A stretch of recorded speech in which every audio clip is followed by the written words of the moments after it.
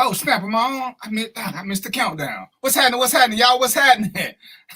We're in the middle of some things. Let me straighten up my background. Y'all got me working hard today. I had to earn my money.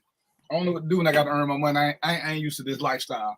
All right, so anyway, today is the 4th of October, 2023.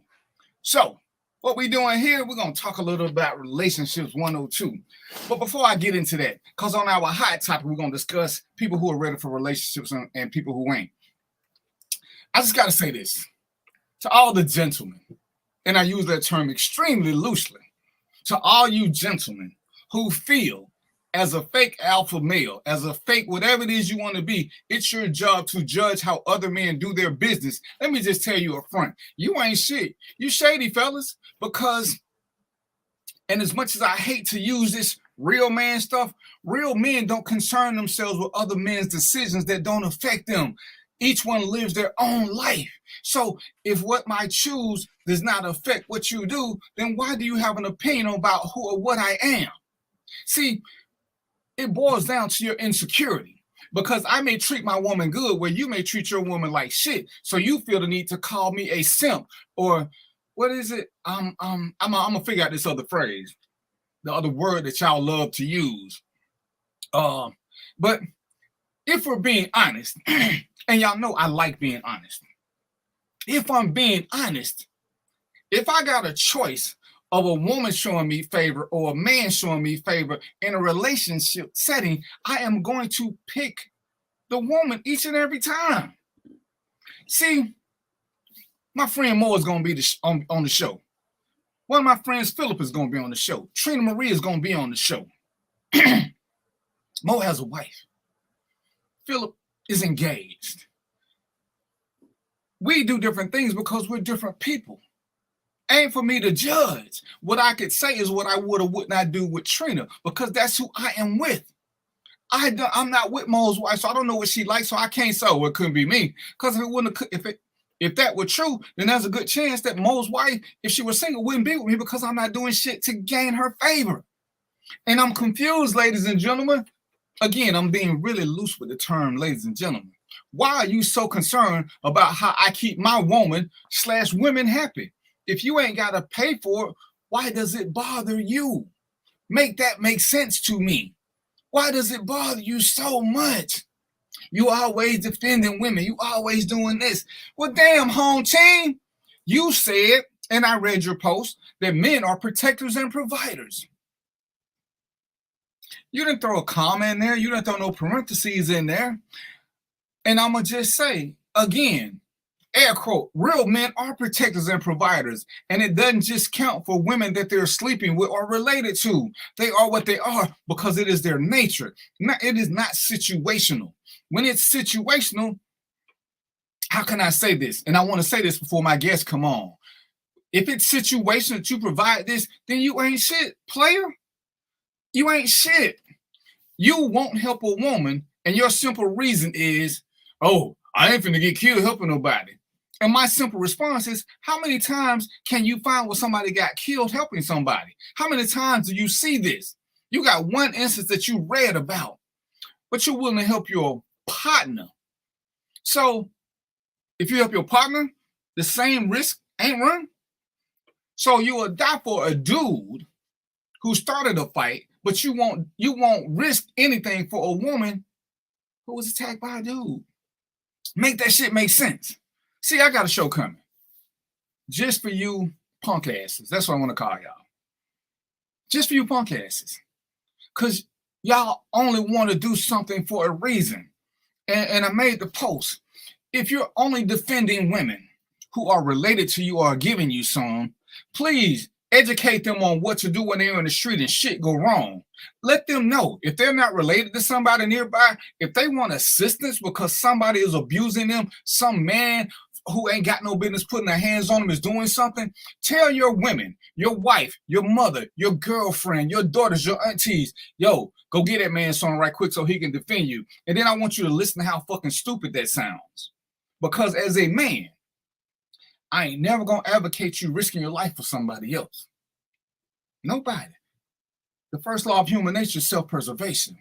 But what you can do is be the voice and let people know that they're being seen. What you can do is pull a woman out of harm's way. What you can do is call 911. But no, use a punk alpha. I'm sorry, use a punk ass alpha. And everything you're saying makes no sense because you will fight for another man. So, and I hate to be graphic, and I don't mean any disrespect to LGBTQ, none of them. But fellas, I'm convinced y'all want to suck on another man. Because why else would you be so indebted to receiving favor from a man and wanting him to agree with you? Me and Mo disagree on lots of things, and there's some things we come together on. Me and Mo lead two different lives. We're married to two different women. All of our examples ain't going to be the same, but he says some things that enlighten me, and he says some things I wouldn't do, and vice versa. This is life, but his decisions don't make him a simp. He's doing what's best for his life, for him and his woman. DVP does what's best for him and his wife. See how that shit work? Man, I ain't doing all that. Damn, look at your status. You're single. You're single. I had two air quote gentlemen who made dumbass statements, and I called them out because in my world, random thoughts of DVP, go figure whose show this is. In my world, men should educate men or lame ass dudes on how to become better. It ain't my job to try to teach women what to do. I can teach a woman what to do for me. I can't teach her what to do for Mo. I can't. But I can tell men how to behave responsibly because I am one. There aren't many situations that I have not been in. Mo can do this. He can tell, hey, young fella, you should have thought about this, this, or this. But he can't tell a woman what to do. His job is to lift his own up, that being other males. Because ain't it crazy? And Mo, I want you to remember this when we come back from the break. Brian, I sure wish I could get you, and you look like a smart brother. Brian is helping me run the show so I don't make no mistakes. But I want him on the show because he's here now. But I want y'all to consider this thought before we get ready to take this break. If there are no men present, what would women have to fear? See, somebody tried to tell me how America works. Black women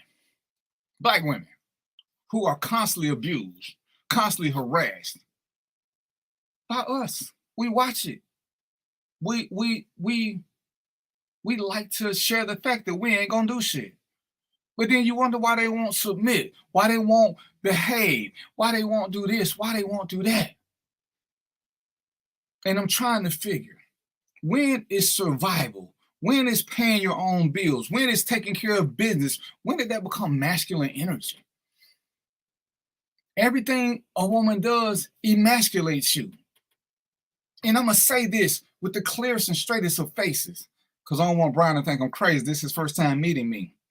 Unless a woman grabs you by your collar and jacks your little punk ass up, there's nothing she can do to emasculate you. Then she's taking away your manhood. She just jacks you up, player. I'm with you on that. But if she's paying bills and doesn't need your help, that's not emasculating you. If she's taking care of her child without you, that's not emasculating you. If she can pay her bills without asking you for shit, that is not emasculating you. That is called survival. It is what most grown-ups do. If she questions you, that's what people do. If you ever had kids question your ass all the time about every fucking thing. Are they emasculating you because they ask you questions? Are y'all that? Is your ego that fragile where somebody asking you a question takes away your manhood? And if it does, I sent a letter to Amazon and eBay because I'm on the eBay board. And I told them, y'all should start selling emasculation packages because you do lose your emasculation with every fucking thing. Hey, man, she didn't do what I said. Well, you know what you said was stupid, right? But that's not the point. What's up, Sam? So step up because real men don't mind being questioned. As we talked about last week, real men have solutions. And guess what? We don't mind sharing solutions because it ain't no super secret shit. Hey, babe, this is what I'm going to do. This is why. Real men want to make sure the team is on board with what they're doing because every now and then, real men know that we are not always right. So we don't mind picking a helpmate who can make sure that we are on the right path. This is what I'm telling you. And I ain't never dated a real man, but I have lived my life as one. And I ain't never said I wouldn't help a woman because I was scared. Somebody might hurt me. That's emasculation, player. Because Mo love to say, and I used to always say, Mo, it ain't true. All men ain't hunters. All men ain't protectors. All men ain't providers. Y'all some of the whiny asses I have ever met on social media. And I hope I never meet y'all in real life. But until then, remember what I said. Tell your women in your life, when you ain't there, if somebody's bothering them, they're going to have to give up the goods to get protected because that's your mentality. So go on and tell them to start sleeping with everybody because you too busy doing nothing. You ain't no protector or provider. You're a punk. So you lower down the simp. So with that being said, Brian, can you take me to commercial break so I get me a sip or something? Because now I'm a little warm. I'll see y'all in a few. If you think all pads are exactly the same, think again. This is Always Ultra Thins reinvented with the Always Triple Protection System. This pad wicks gushes 90% faster, absorbs even more so you can feel dry, and locks odors in. Rethink your pad for up to 100% leak-free and odor-free comfort with the totally reinvented Always Ultra Thins. This is always like never before. The Cuvée Group is a Florida-based marketing and training consulting firm. We help businesses communicate to their target audience and engage them in conversation.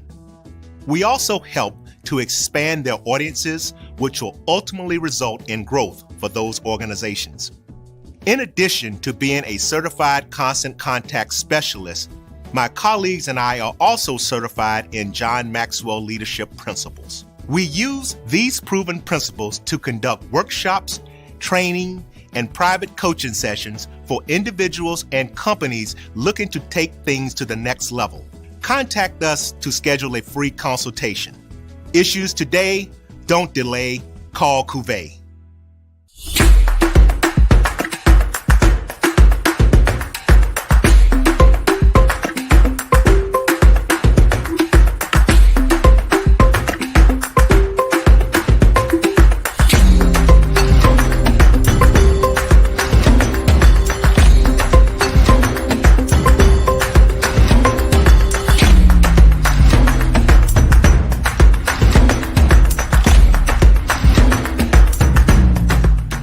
Looking for the latest information on Southern University sports, the Southwestern Athletic Conference, and HBCU athletics, there's only one place to go. Tune in to the Carlos Brown Show, exclusively on the Black College Sports Network. T. Madden and Associates is a sophisticated and experienced law firm located in your neighborhood. We're turning injury to cash. T. Madden and Associates obtained almost $2 million for my injury. They turned my injury to cash. Now, we can't guarantee how much your injury is worth, but we've recovered millions for our clients. Call T. Madden and Associates at 833-PAID-123. That's 833-PAID-123.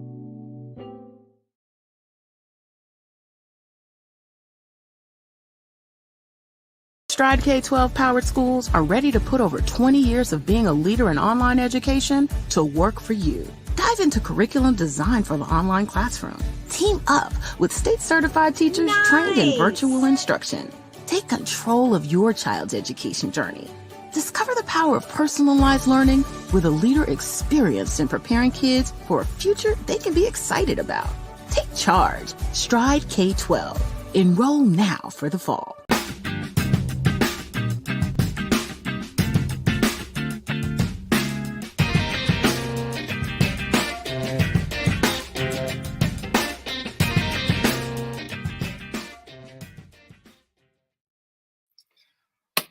What's up? My man Mo is in the house. Mo, what's good with you? What up? It's all good, baby. Come on, Brian. Go on and give me 5 minutes, brother. I seen that look on your face, Brian. Come on on here. Come on here. Give me a little bit, Brian. Give me a little bit. Brian has helped me produce the show. And I seen the look on his face when I said a couple things. And Brian, you don't know me, but this is one of the things I tell people all the time. I like dealing with people who I don't know. You haven't had a chance to be influenced by me. We got our own opinions and thoughts, and there's nothing like having a bunch of different opinions so that people can see where on the spectrum they fit, because everybody don't think alike. But I seen your head nod a couple times. I seen you adjust your glasses. So I said, I must have said something. I know it wasn't no fault there. So, Brian, first of all, how the hell are you, sir? Hey, I'm doing well. I'm doing well, DVP. Pleasure to be on with you and producing your show. As I said, I'm here to push you down the street so you can be able to do your own thing from here. So do you have a show, first of all? Yeah, we do. We do a show at 8 p.m. tonight on the Black College Sports Network called the ONG Strike Zone. So y'all follow me. Yes. Yeah. Okay. We follow you. We talk about all things related to Florida A&M University athletics. Okay, that's what's up. Did anything I say strike you as harsh or subjective that you want to comment on there, brother? No, I think it is interesting, how we talk about manhood and being men and how men should act. And I think a lot of that, I'm thankful my father, who's still alive, was the kind of man who he didn't have a father in his life for very long. So he was very adamant about helping raise me and how to provide. He was a provider. He wasn't running the street, didn't have much of a life outside of his family. I mean, keeping it real. I mean, he had his hobbies and things that he did, but he wasn't out drinking, wasn't out running around, wasn't smoking. He wasn't a socialite, although he could be a very social person. So, my views and how I see what a man should be and how a man acts are thankfully based in him and with him.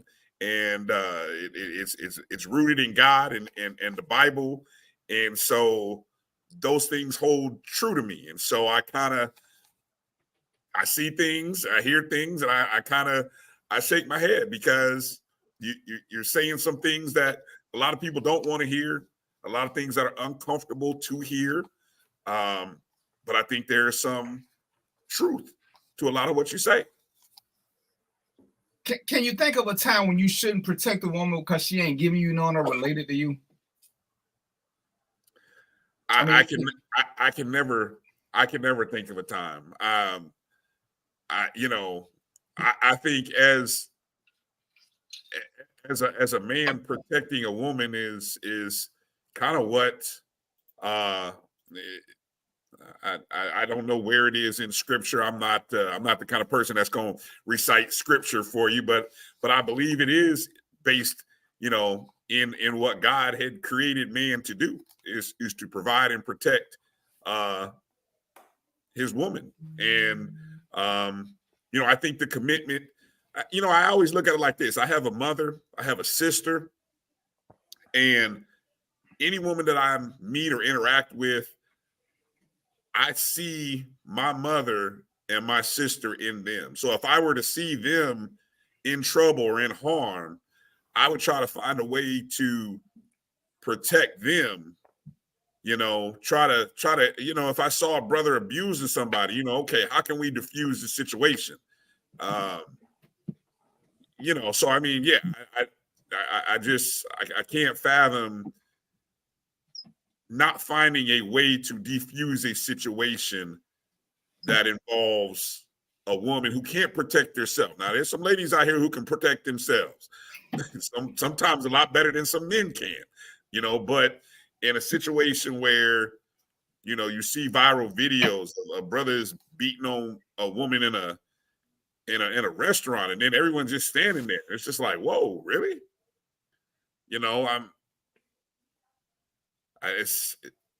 Because don't we all want to think that if our woman was out somewhere, there would be some gentleman somewhere who would get her out of harm's way without regard to what's in it for him.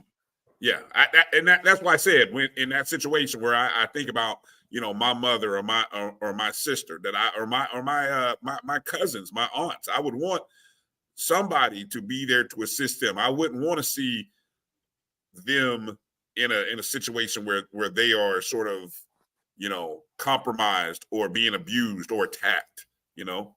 Right, especially with male cheerleaders. And that's what just get my goat, because these same dudes want to be kings and they want this. Kings protect the village, not just the queen, they protect the village. And this is just one of the things, like I said, this ain't what the show is about, but it kind of is. Because ladies, I do want y'all to pick better. If you truly want this better lifestyle, pick men who make better choices. Again, Brian used a good word. I'm gonna have to put that word in my vocabulary to help diffuse a situation.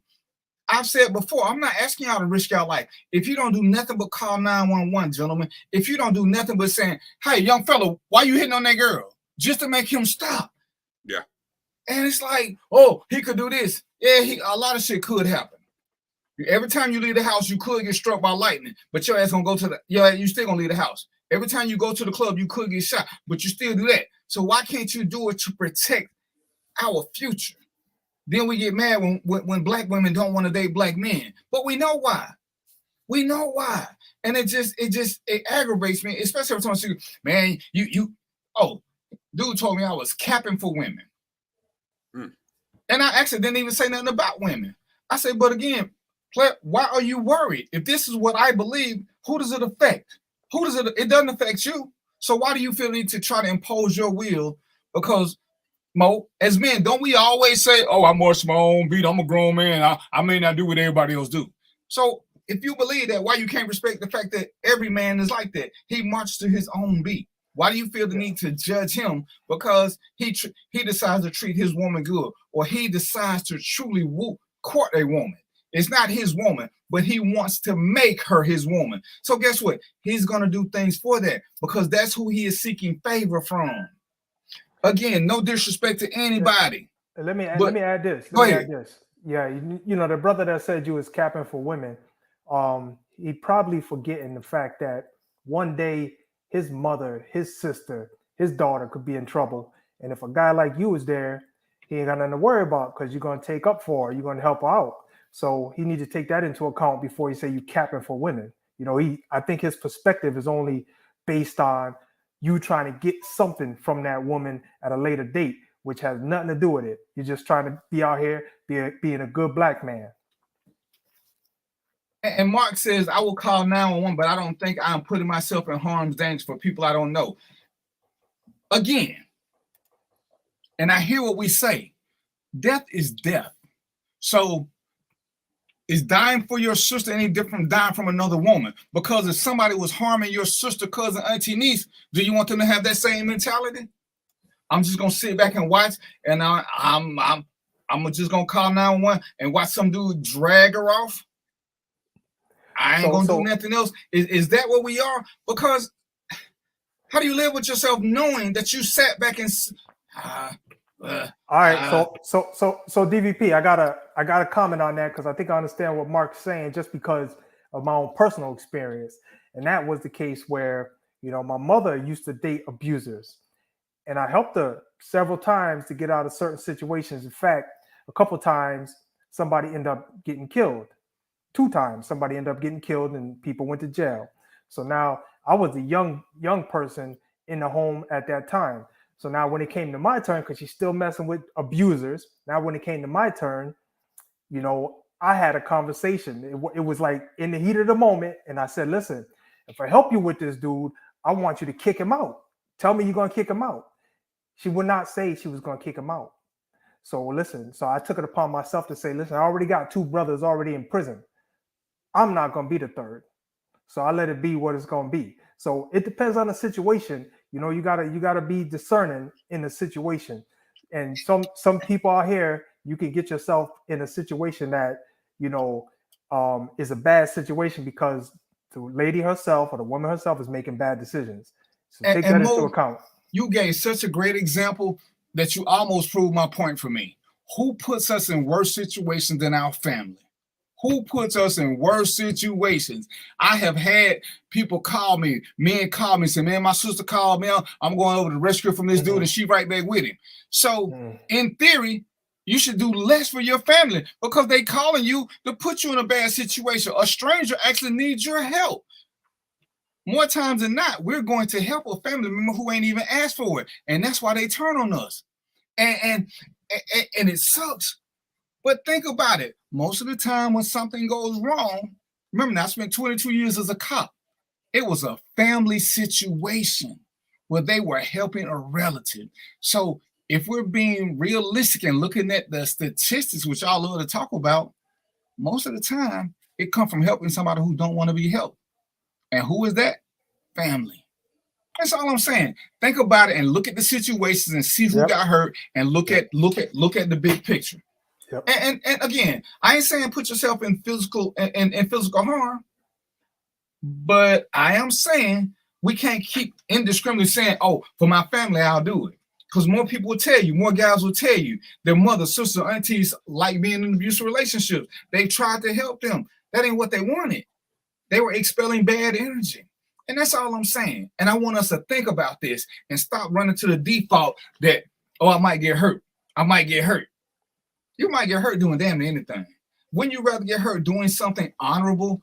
For my Star Trek people, be a Klingon, die an honorable death. Don't die a coward. Don't die a coward. Let them say he died trying to do something different. He died trying to save people, as opposed to he died helping his crazy ass auntie again. Let's start a GoFundMe. That's what they do. And like I said, I ain't picking on nobody, but Mo's story was indicative as to what I heard in 22 years of law enforcement. It's always the dude helping out a relative who received the damage. Mo get hurt going to help somebody because he think he doing a good job. And that's all I'm saying. But Mark, I'm cool. Call 911. But I'm still also cool. Say, hey, what y'all doing over there? What y'all doing? Why y'all doing that? My favorite thing is everybody got one of these. Go on and cut the camera. When they see that light come on, 9 times out of 10, they're going to run off. That's all you got to do. That's all. And correct me if I'm wrong. But damn, last I checked, all y'all swore y'all had guns. So why y'all worried about somebody shooting y'all? All y'all swore y'all got guns. Because the white people got them. That's what y'all said. So if y'all got guns, why y'all worried about somebody doing? The man fighting a woman, he going to turn around, take his gun out, and shoot you, and you just still sitting there saying, hey, wait a minute, time out. Brian, ain't that what you heard? That we got guns now? We supposed to be equipped, armed to the teeth? Look, I might be one of the last people that don't have a gun. You know, I just wasn't raised in that kind of family.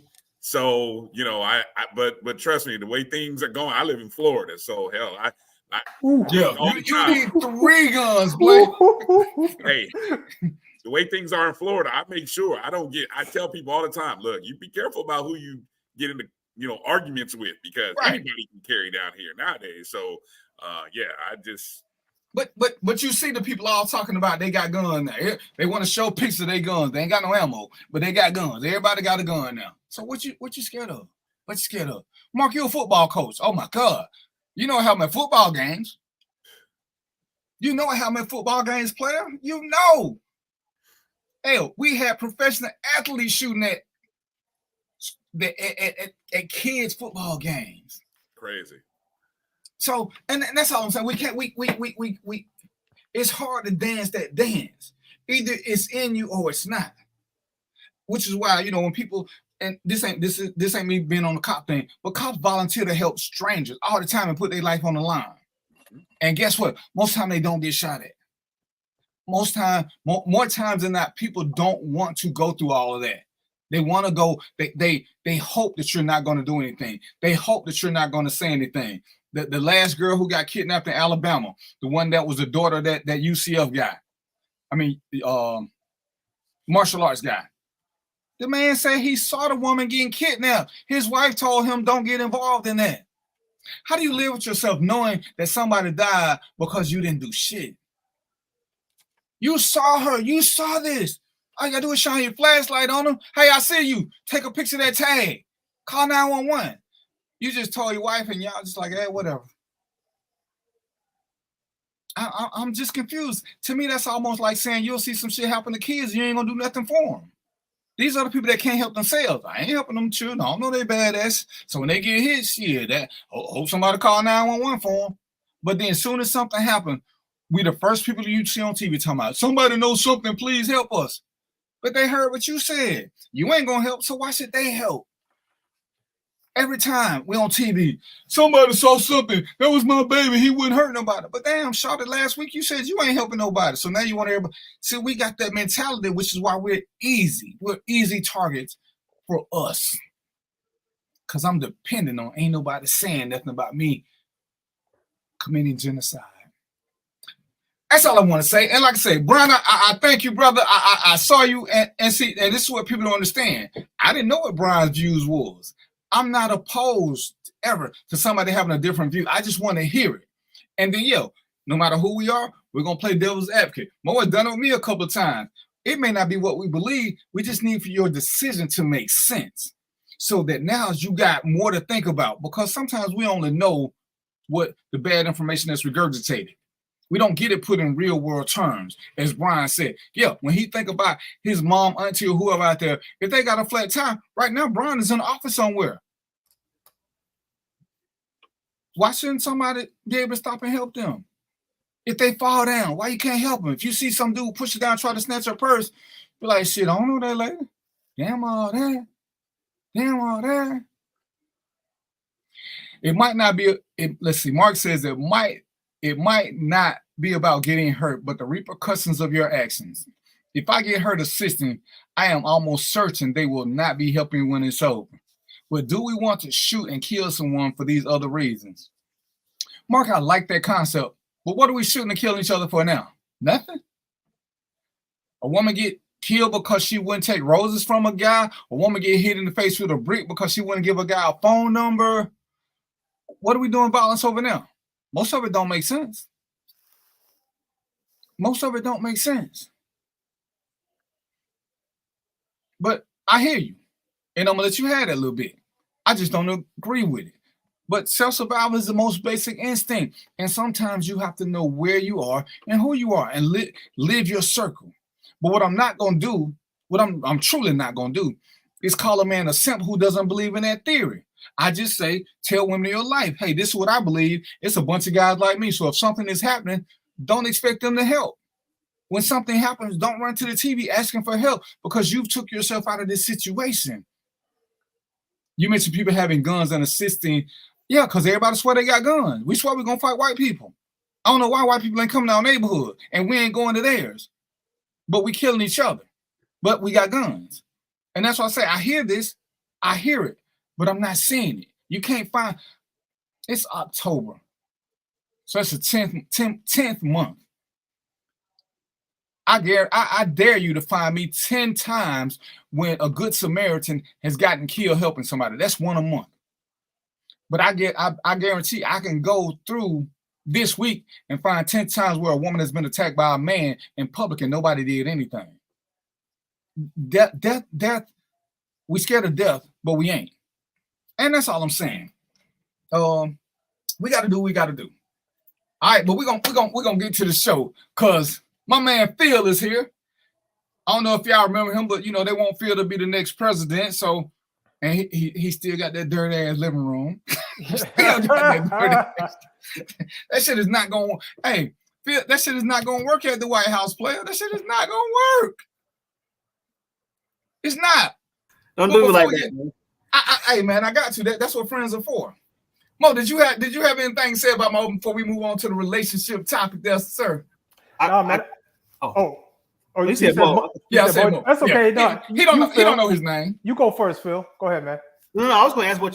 So can you recap real quick? But if that was addressed to Mo, I'll let Mo answer.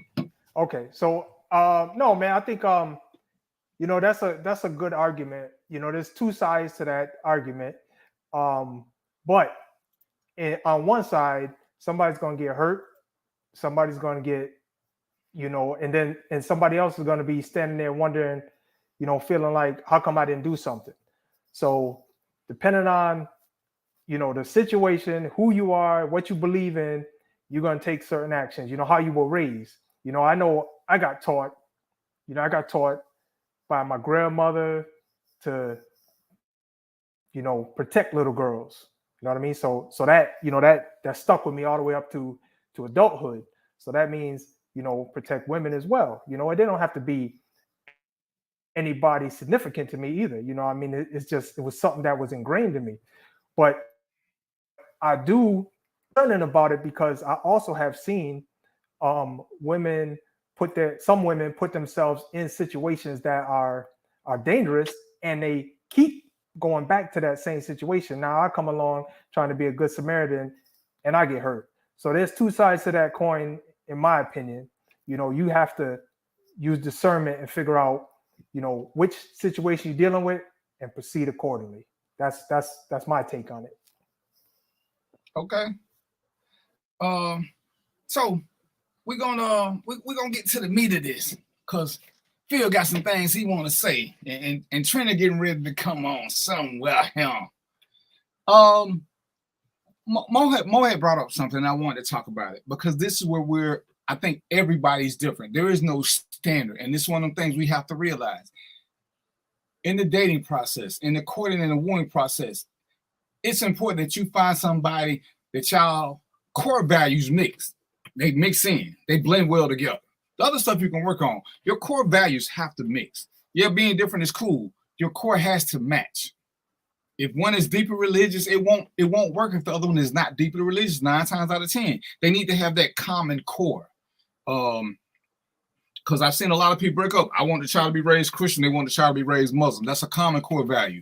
But one of the things we talked about, and Mo brought up, is how do we deal with time management to get to 100%.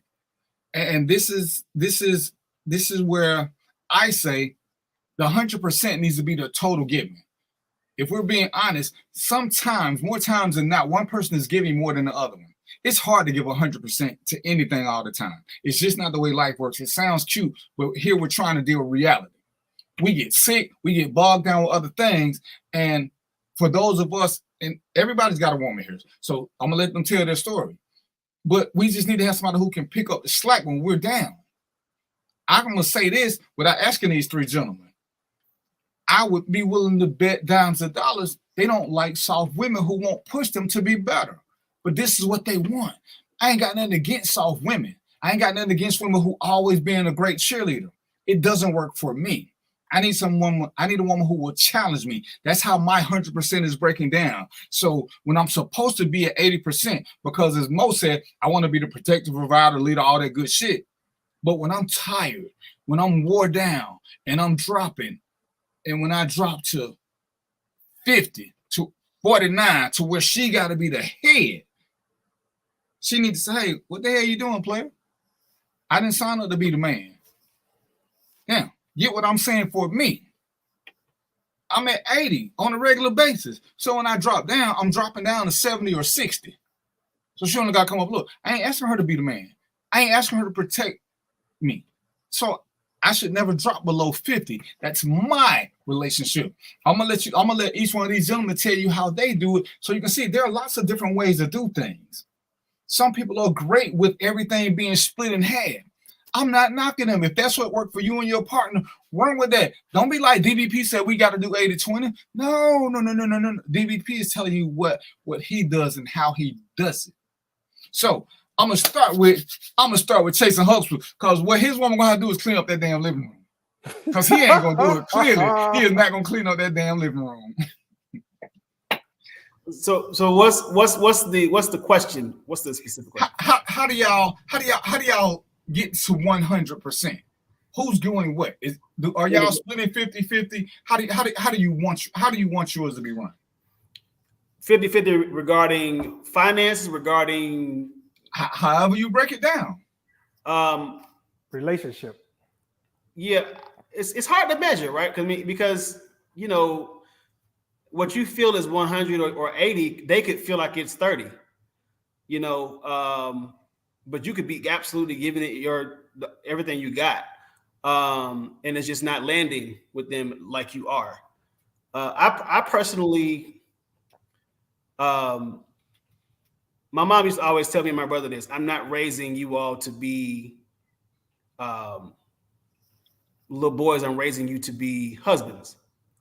And so the things that she instilled in us were so that we wouldn't be a burden on a woman. And she always said, don't ever give your woman 2 full-time jobs. If you want a working woman, then she shouldn't have to work when she gets home too. And that is the set of values that I bring into a relationship, that I try to bring into relationships. Now I will say this, that shit don't always work. And in my experience, it's actually worked against me more than it's worked for me, just having that mindset. I think we live in silos, and I have dealt with women who are coming out of their silos, and it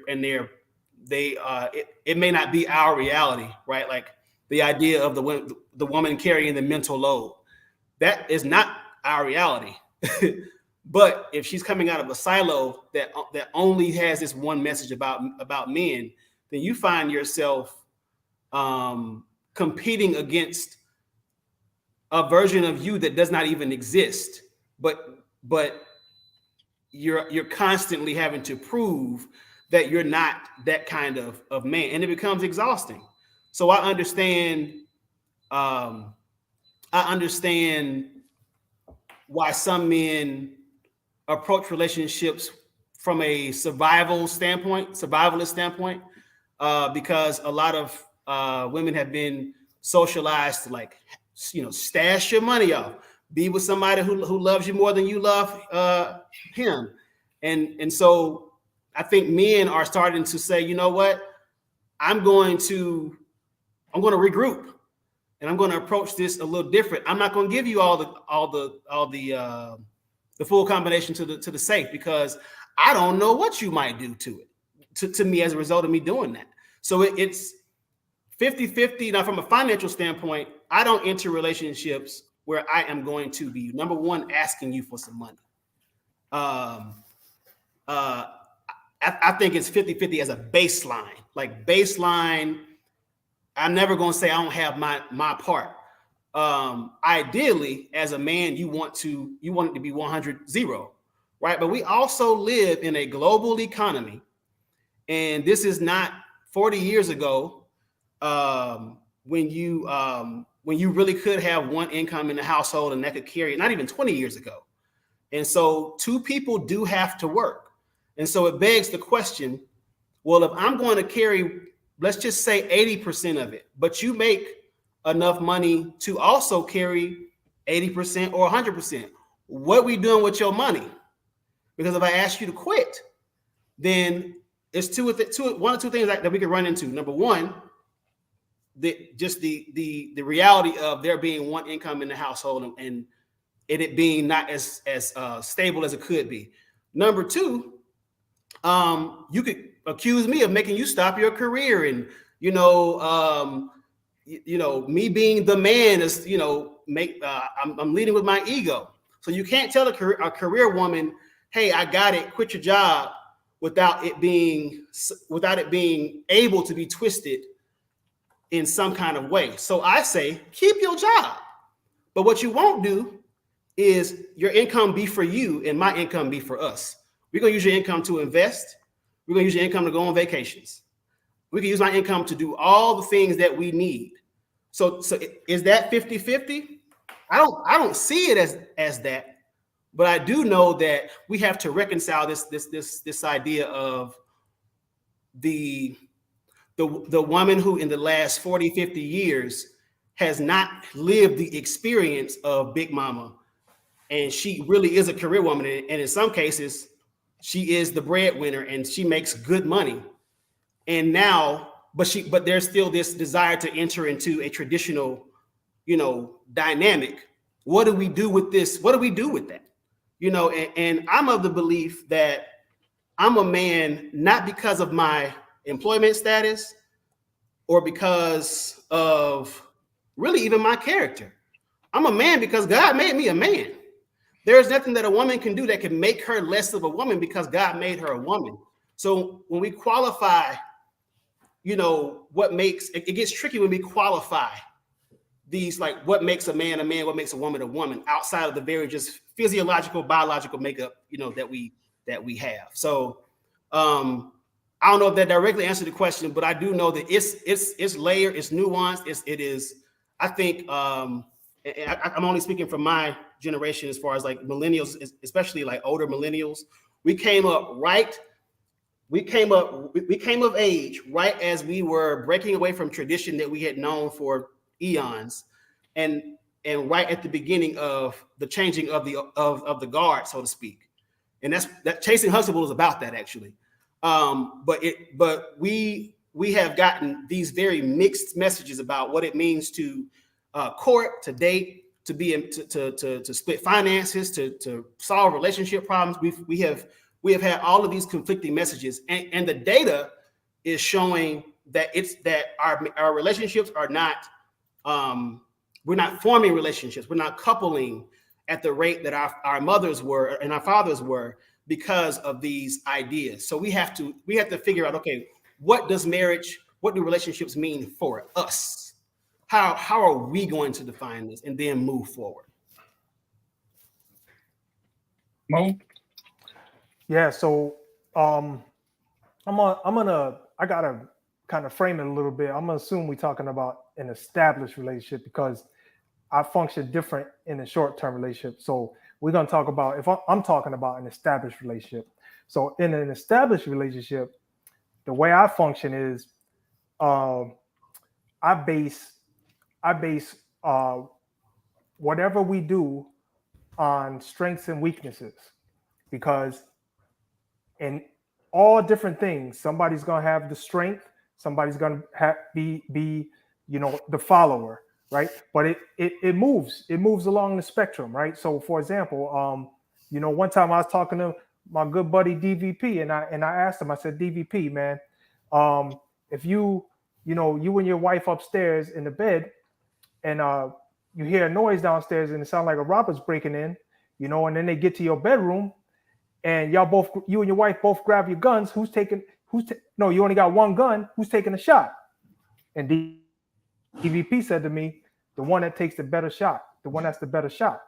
And that right there kind of aligned to the way I've always looked at things, which is, base my relationship on strengths and weaknesses. If I'm good at something, then I'll take the lead. If my wife is better at something, she could take the lead. It moves. There's a spectrum. It moves back and forth. There's no, I'm the man, so I'm gonna take the wheel and drive all the way to, let's say, wherever we gotta go. But look, if my wife, she stays up and she don't fall asleep, hey, I'm good sitting in the passenger seat. It's all good. So it's based on strengths and weaknesses.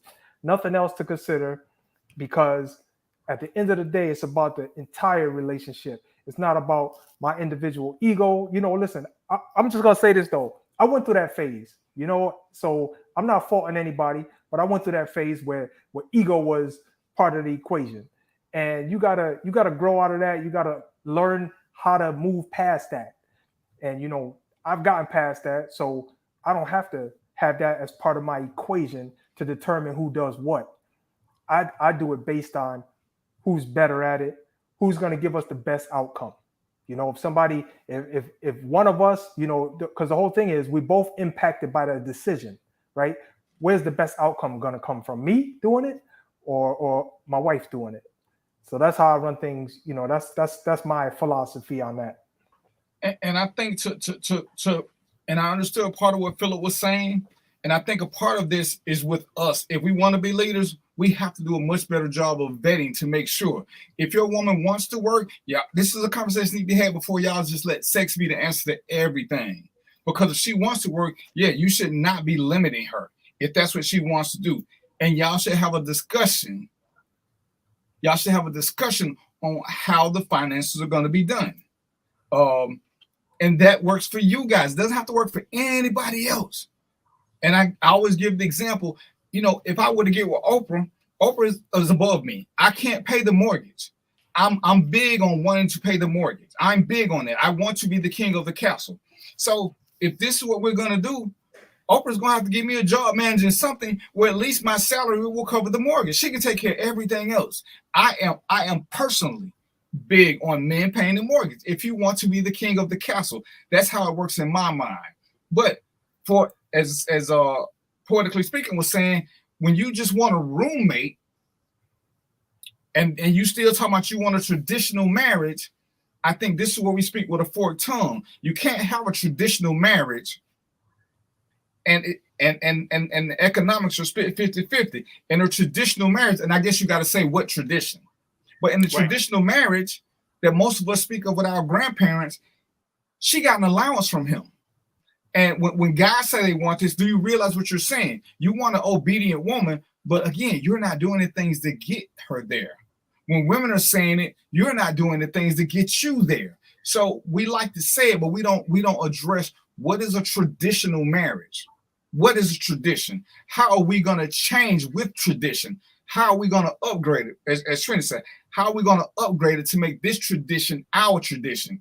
We're going to take a little of the 60s, a little of the 70s, a little of the 80s, and throw some 2023 in there.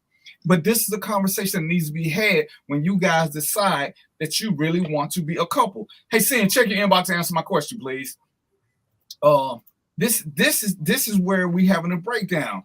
And when we're dealing with the time management portion of it, you have got to spend some time knowing each other, having uncomfortable conversations, having realistic conversations about what is what. What can you afford to do? What can I afford to do? What is our future goals? See, this is where, for me, as Philip was saying, this is a conversation for me that Philip should be leading. But as Mo said, what if the woman is a better planner? Then give that to her.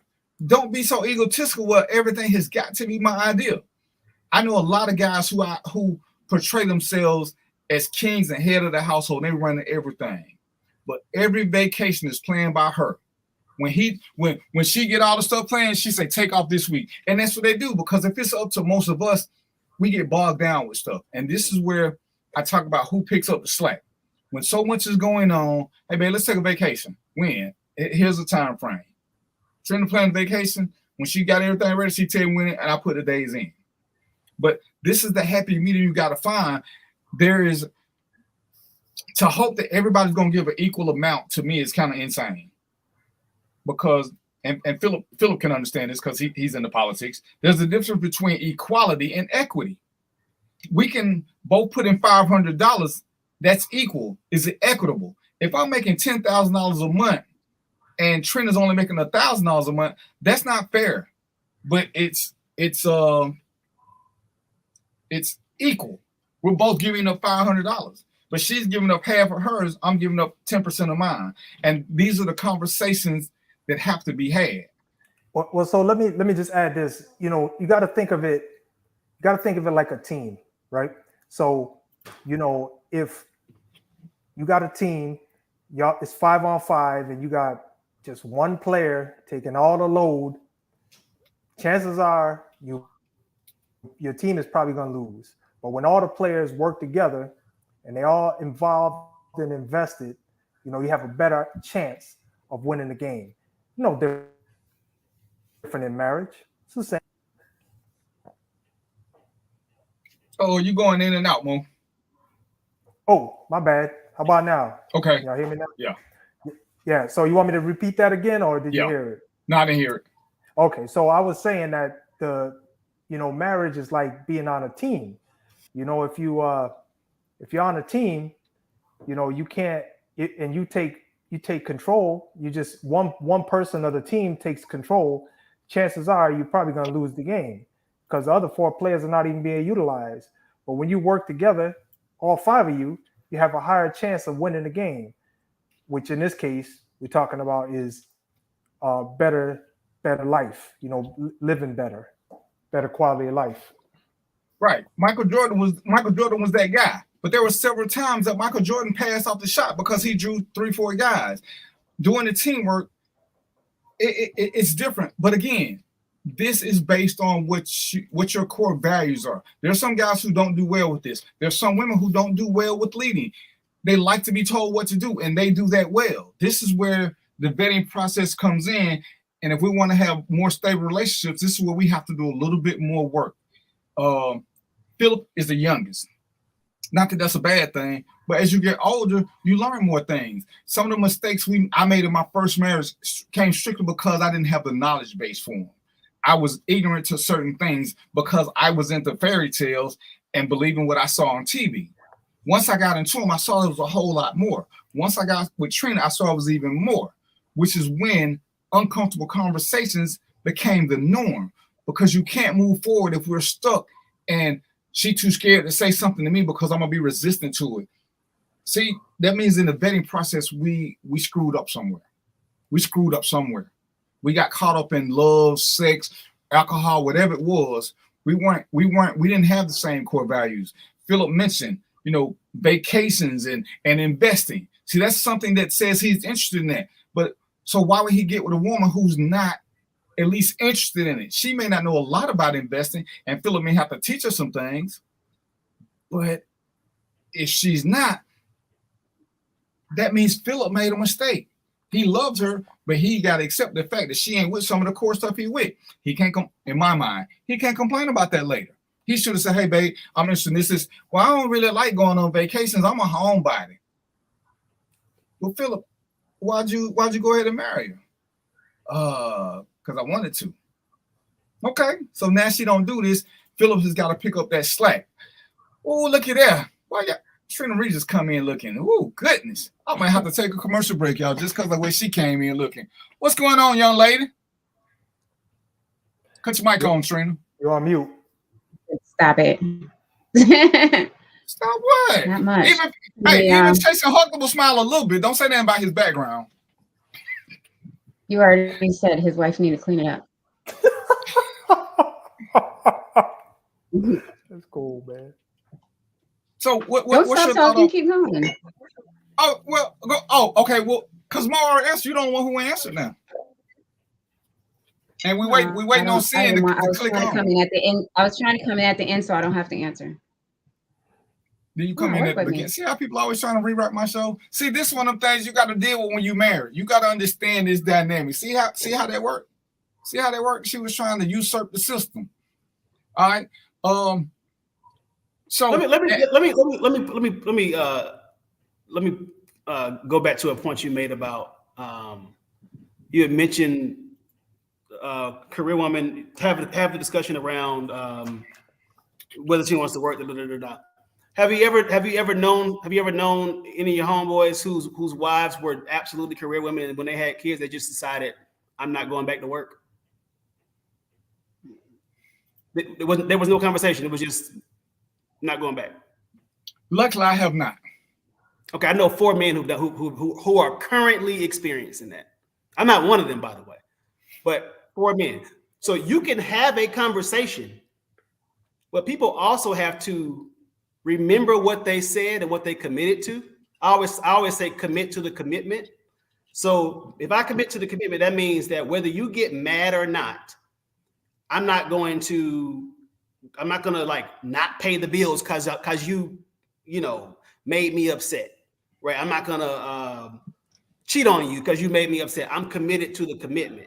I think we have to be honest with ourselves about like how does our level of comfort correlate with our level of commitment? In other words, does your commitment level, is it only connected to your level of comfort, and the less comfortable you are, the less committed you are? For some people, it's the more uncomfortable you become, the more committed you are, because we got to get through this. But for some people, the less comfortable they are, the more they back from the original commitment. And you really don't have a lot of data to go off of sometimes until you're actually confronted with certain things. I'll say COVID, for instance, because my relationship started during COVID. There were plans that were made based on how long we thought COVID was going to last. Right. And so, and there were things that I was cool with doing because I'm like, well, this is going to be 6 months, right? But then you don't realize how somebody's going to respond or react in the middle of a global pandemic, because you didn't. The last one was 1918, so your great grandma was alive. So nobody has any way to determine, am I living with Dr. Fauci, or am I living with like somebody with a 10-fold hat. I don't know what this situation will bring out of you and who I will meet along the way. And so the thing that you might be cool with because you're thinking this might last a certain amount of time, I'll even take COVID out of it. We can take somebody losing their job, or somebody has a parent that passes away and they're just not themselves. They're just a shell of themselves, at least for a period of time. How does your level of commitment, how does the ever-changing circumstances affect your level of commitment? And for me, it's one of the things that I always said, that I'm not comfortable with somebody on a long-term level until after we had 3 good arguments, and I know what your character is like under stress. Everybody got their own system for how they do this, and that's one of the ways I check, because I need to know when shit ain't going good, where are you? Where are you? As you said, what's your commitment to the process? Without going a lot of detail, because I want to get on some other subject. One of the things me and Trina talked about, why I think we truly enjoy this more, is we can be honest enough to say that there have been times that we both should have walked away, and it wouldn't have been no hard feelings.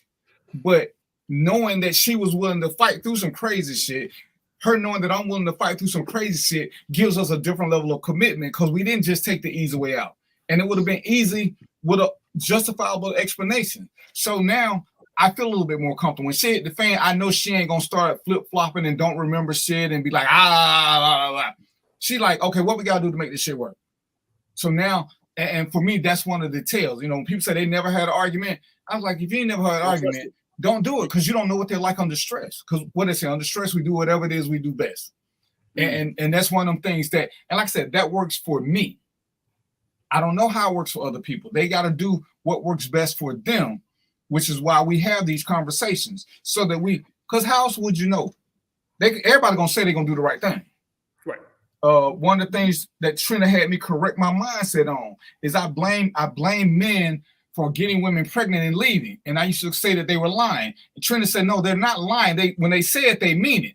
But once they get into the situation, they can't handle the level of commitment that they signed up for, which goes to your point, Philip, because they were never tested. Now, once you're tested and you can step up, now I see we can do this. Don't go around having babies see they're going to step up, ladies and gentlemen. I was just giving you an example of where I called them liars, but they weren't actually lying. They just weren't, they couldn't commit to something they didn't know, which is what Philip was saying. COVID did do a lot of things. It broke a lot of couples up. It brought some couples closer together. Me and Trina got married because it's like, damn, I'm here with her 24 hours a day and she ain't working my nerves. That must mean I really like her, because I'm watching everybody else who now they got to be with their wife or significant other more than 5 hours, and they fighting, they divorcing, they doing this, they doing that, because they never really liked each other. They liked each other in spurts. And I think this goes to what Philip is saying. You need to see what y'all are like. Again, I'm gonna pick on when the living room look like that. Are we gonna keep fussing about this, or are we gonna clean up, or what we're gonna do? We're gonna clean up together. Exactly. Hey, this is what we need to do. I'm gonna do this. Philip, you do this, and then a plan is just made, and everybody agrees that the plan will work. Doesn't matter who the plan came from. If Trina says something to me, I ain't gonna say I don't want to do it. Then I'm gonna turn right around and suggest it, because the plan only works if I suggest it, because I'm the man. No woman should be telling me what to do. And when women get that guy, they got to acknowledge that too. And that's it. So once we get to 7:05, once we get to personal time, and this is a big thing, how you do personal time, because marriage doesn't change the fact that you still need time to be Philip. You still need time to be Mo. Trina still needs time to be Trina. I still need time to be me. And that seems to be a ongoing thing, because everybody feels like, well, I ain't gonna say everybody, a lot of people feel like my partner can't have a different life. They can't do something outside of me. Philip, you want to do something without it? Sometimes you just need to be by yourself. So how do you manage that aspect when you're looking at being in a real long-term relationship? I think you had that conversation up front. I've always said this, not always, but I said this in my last 2 relationships. To start off, we have kids. Your identity does not need to be wrapped up in motherhood. It just doesn't. Like you will die a slow death if you do that. So once a month, once a month, one Friday through Sunday of every month, get the hell on. I don't care what you got to do. You got to get out of here. because I don't want your identity to be wrapped up in motherhood. You were a whole person before you became a mother, and I'm gonna give you that space. There's no explanation that's needed. You ain't got to put in you don't got to request time off. It's already established. And the other side of that is I'm gonna need mine too. So one Friday through Sunday of every month, F them kids, you know, and I might just be at home. I might just be at the crib, just chilling. But it needs to be. We need to recognize that number one, I will never be able to supply all of your needs. I don't care how much of how emotionally mature I am or any of that stuff. I cannot supply all of your needs. Let me stop you right there 1 second. See, that right there, that's some grown man shit. No one person should ever think they're gonna ever be able to provide 100% of what somebody else needs. It's just not possible. Oh, she don't need no friends. I'm the only friend she needs. That's control. So go ahead. I'm sorry. I just want to mention that's some grown man shit. Realize they need to do stuff outside of you. Yeah, and I like if like there should be. You shouldn't have to cut off large parts of who you are as a person to fit into a life with me.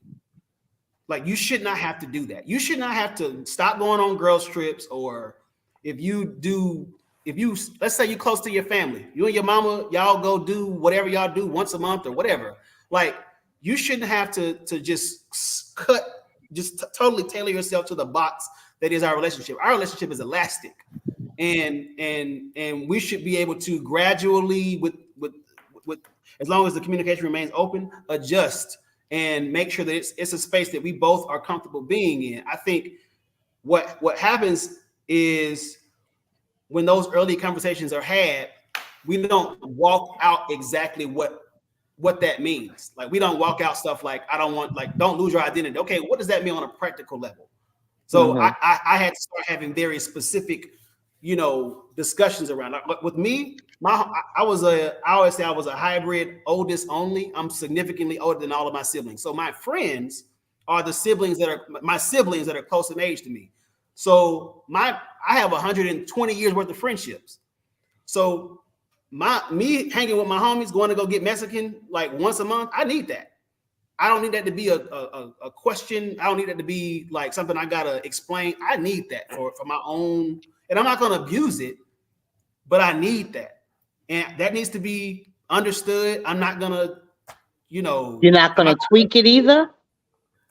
Well, it depends, because if I'm giving you the space, if I'm giving you that space and you don't take the space, take advantage of it, then that's on you. But I'm also being honest about what I need. And one day or 3 hours out of let's see, how many hours are there in a month? So we got So can I just ask a quick question on what you was just saying? So with that being said, you need this time once a month with this person. Is it like at a specific time and you're not willing to change or alter it, and it has to be that, and she has to understand it? Is that what you're saying? It's not a standing appointment. There are 720 hours in a month.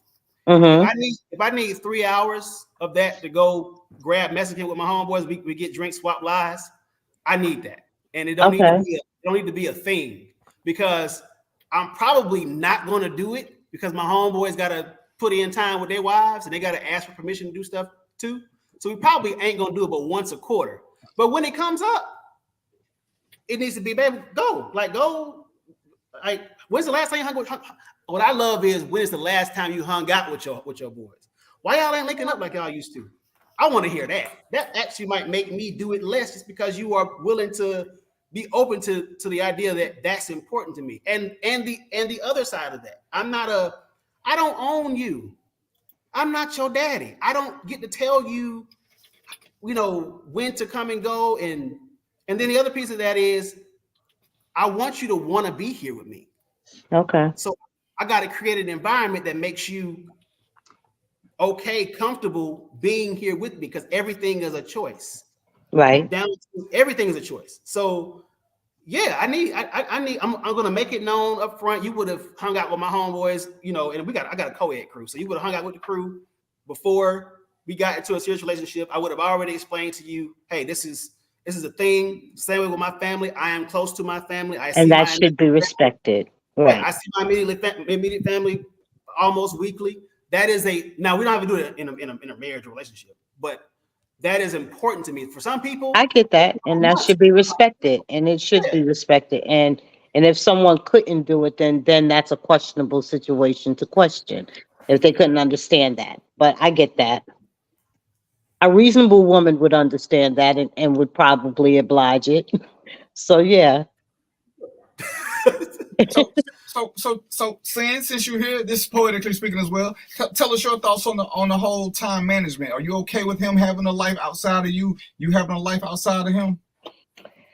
Well, yeah, that's on my standpoint. Yeah, that would definitely be that, because you know I'm older, and right now I do want you to have a lifestyle outside of me, but I do want us to have something together. So your lifestyle outside of me doesn't mean that I couldn't intermingle with it. You know what I'm saying? Just like with me, like whatever I'm doing, there's going to be some things that I want to do with my friends, but then, you know, sometimes I want to go with you when you're doing something with your friends, because yeah, I want to see what you're doing with your friends. You know what I'm saying? So it's not, it shouldn't always be just you and your friends, because I want to know, you know, sometimes I want to go and have fun too. So yeah. Are you going to monitor? Are you going to No, really I'm going to have fun like you. I want to let my hair down and drink and have fun and smoke a cigar, you know, whatever it is the fellas do. I mean, I don't have to be the fellas, but if I'm yours and we are that, it should be okay every now and again. I ain't saying every time you get together, but every once in a while, if I decide, damn, babe, I want to come roll with you and the fellas, it shouldn't be like, oh no, unless that's a no for all the fellas, and it's never having another woman around the group. You know what I'm saying? Then that's something different. But if it's not, yeah, I want to participate once in a while. If that makes sense. Yeah, I mean, I think everybody wants to be included from time to time, but I think we also have to respect the other person's need for a life outside of us. Right. And I think that's where a lot of people, it seems, have trouble with trust issues, which when we finish this, we're gonna get into the PTSD and then it comes to the point of why they feel like they can be carrying their baggage, or they can be carrying the stuff that they already have with you, the insecurities that you have brought on. So they might feel like, yeah, I don't want you to always be there, because I remember when you was always with the fellas and you cheated on me. You know what I'm saying? So it becomes where you're at.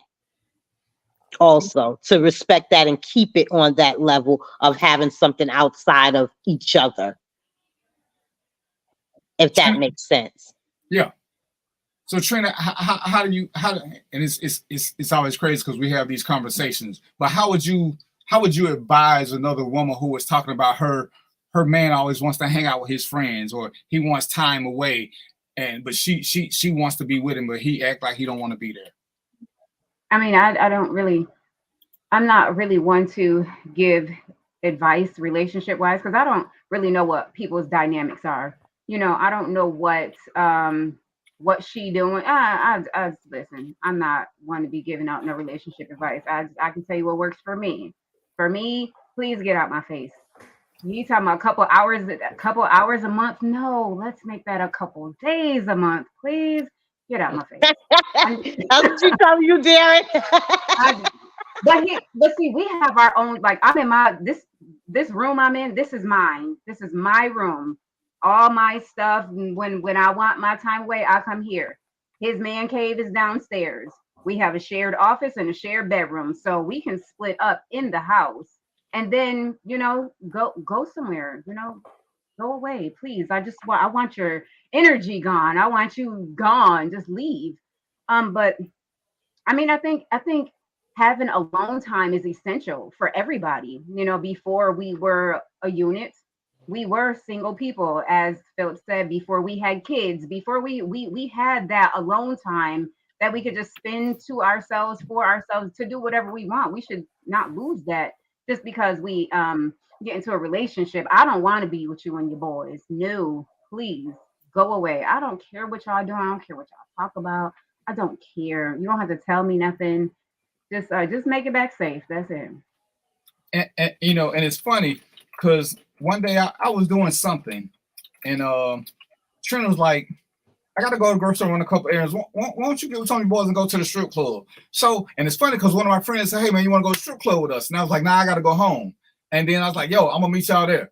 And it's funny, dude's like, "So what happened?" I was like, "Shit." She said she gonna go grocery shopping. She gonna go hang out at Walmart and shit, do her little window shopping. So she was like, "Go on to go to the strip club." So I ain't at home waiting on her.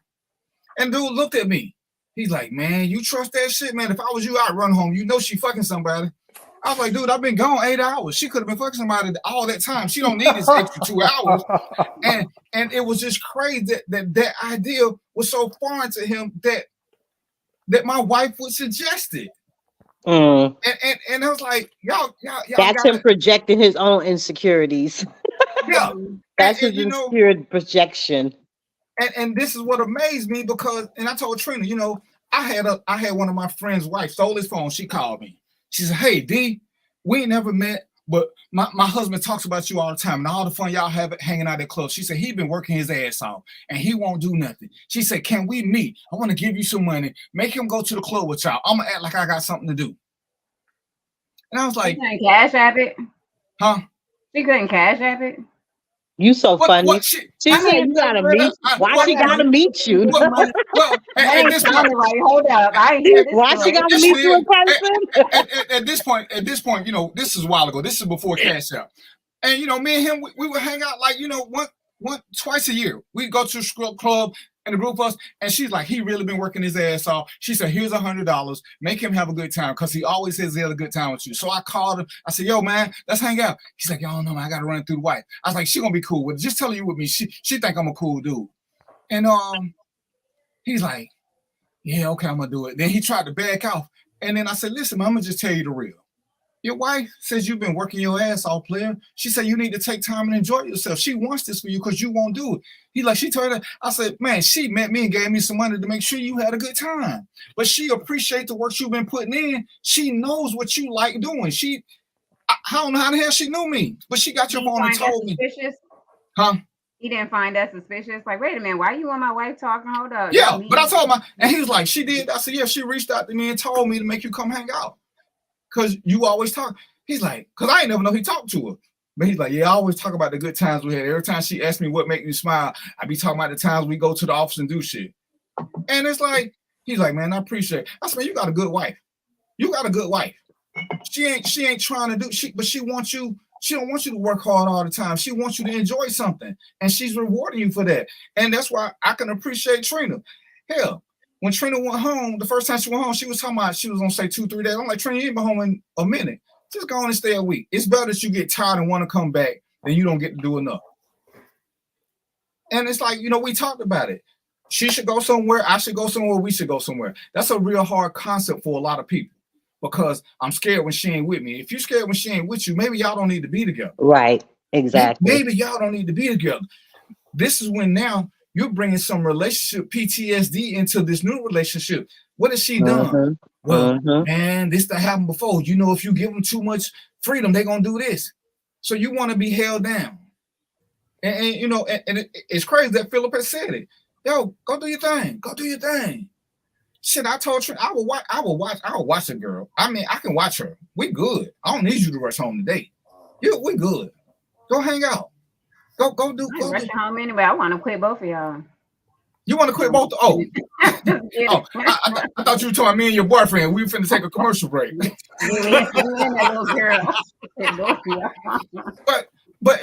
this is the thing. But again, like Trina said, this don't work for everybody. Some people don't have the comfort to be able to let their partner go somewhere else. You know, when I Because of made their the post, own insecurities. yeah, when I made the post about girls trip, man, these dudes was hot. Oh, she ain't going no girls trip. You know what they do on girls trip? I don't care nothing about that. Good, go bye. And I'm like, me, Mo, Phillip, we work. What is it that she can do on the girls trip that she can't do while we at work? Is that what I'm afraid of? Is that really what I'm afraid? I'm so afraid that she gonna do something and not come back home. And it's like, damn, how y'all in relationships and proclaiming your love? You got PTSD bad because somebody hurt you. Who amongst us ain't never been hurt? And we got over that shit. Exactly. And it's like, and we still alive. Yeah, and we can still complain and laugh about the dumb shit we did. And Right. for people to be doing this over 40 and you still feeling that need to control every narrative. That's exhausting. That's on their partners for allowing it. You know, it's like, you know, I remember I was having a conversation with a guy. He was talking about, he was like, yo, I did this for her, I did that, I paid for this, and she didn't do nothing. And I'm like, so you really mad at her because you didn't make sure that you got what you needed out of a relationship. You can't get totally mad at the other person. You have to make sure that you get the things you need, you know? I don't know what happened. Oh, you still there? I just had to show off right quick. That's a nice picture. Okay. I don't see us no more. But yeah, we are responsible. Okay, what picture we were just watching? What was that about? Wait, I got a question. I'm sorry, Trina. He done put something up. I'm like, hold up, I need to ask the question now. Yeah, that's a nice picture though. Before you go to that, let me answer the question. I had to show Mo that I had added him. Yeah, thank you, man. Appreciate that. It took me a minute to find a picture of him in a suit, but I had added him because I knew those who were going to be on the show. They had already committed, so I just had to put that up there. And I had to go right quick. My little nasty mind went so far to the left on that. I'm so sorry. God damn it! I'm sorry. You know. But you know what? Let me spice up the conversation. Just wait, before you hold on, Phillip. Before you leave, I want to answer the previous question first because I got my own way of seeing this. So the way I manage that relationship is I break it down in thirds. I get 33% of his time, 33% of her time, and then we spend 33% of the time together. So we can allot that however you want, but we get our own individual time. And we also get time together. I find that works for us in our relationship because you're not, you get an opportunity to do some of the things you do. I found out, just being in relationships, you find out real quick. Your girl, your lady, or your wife, she don't like to do every goddamn thing you do. Exactly. I had one girl, and this is different girlfriends. I found this. I built this up over dating periods. I had one girlfriend, she didn't like to go fishing. I used to love to go fishing, right? I had another girl, she, I used to like to play volleyball and play sports. She hated volleyball and sports. So I figured this out. I'm like, okay, let me try to figure out how this can work out so I can have some peace in my house because I had to get my mind right and say, they ain't going to want to do everything I want to do. So that 100% garbage, that don't work. So I go with 33% allotments.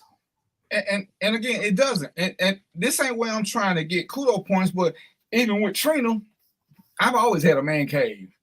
And one day we was looking, we had a room. I said, Trina, you ever thought about just making a boudoir? And she was like, huh? And she, man, all she had to do was hit Trina's the word. A Cancer, and we moody and we want our own space. But once she found that she started the decorating process, man, she was on a mission. And it worked so great because even during the pandemic, we spent a lot of time together, but we still could branch off for 2-3 hours where we could watch different shows or whatever it was we wanted to do that had nothing to do with the other one.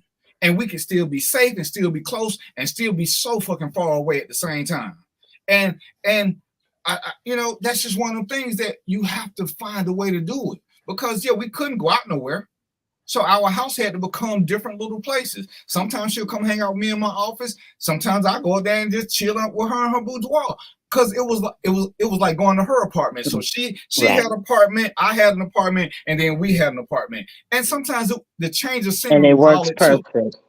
And you know, and people, it amazes me when people don't understand how much your personal time is. You came from this. You came from being isolated, being solo, to now somebody wants to occupy all your time, no matter how much you Well, love that them. also has to deal with people's love language too, because some people don't want that. Some people can't accept that time away from their mate. So you have to also understand, you and Trina, because and I'm gonna be, it's the zodiac, I'm gonna say, you know, because Cancers are moody. We want our own space, but then we know when we want to be clingy at the same time. So y'all have that dynamic, which works perfect, and it's good for you. But there are some people that really need that person to be their person, to be there, and they're not so accepting and so easily understanding of that time. Like I don't know your name at the end that was talking about the Philip. When your mates, when you're like, I need this month, your mate might feel like, I'm not comfortable with you being gone. I need you to be around me when I'm, you know, so it becomes a little scary when you have certain things like that as well, because that exists. So and then that's when you need to decide for yourself, is this the type of relationship you want? Right. You know, is this the Right. kind of person that you want hanging off your darn titty all the time? You know, it don't work for some people. Yeah, and I was gonna add to that. You know, I'm not watching Girls Trip, and she don't want to watch the Terminator, and that's okay. That's supposed to be all right. You know what I'm saying? Right. I got plenty of people I want to watch that with. I don't want to watch it with you because you don't want to see it. I'm good with that. And I ain't watching Girls Trip. Okay. Phil, you said you was gonna start some trouble. What was your good trouble that you was gonna start before I block you? I had to make sure. I don't trust you all the time. No, I mean, I was gonna say just the idea of control is an illusion, and when you feel out of control, that's just a confrontation with the illusion of control, and even down to your woman's body. I literally cannot own any part of your existence.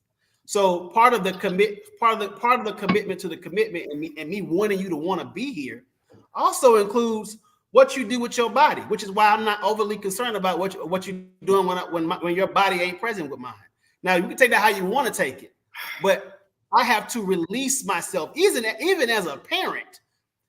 As much as you put into your child, they are still their own entity. I don't have control over my kids. I guide them, I steer them, but I don't have control over them. So for me, it's like it's unnecessary energy. As long as you are communicating to me with word and action that you want to be here, and that come hell or high water, we're going to stick this thing out. Everything else it's negotiable. I mean, it truly is.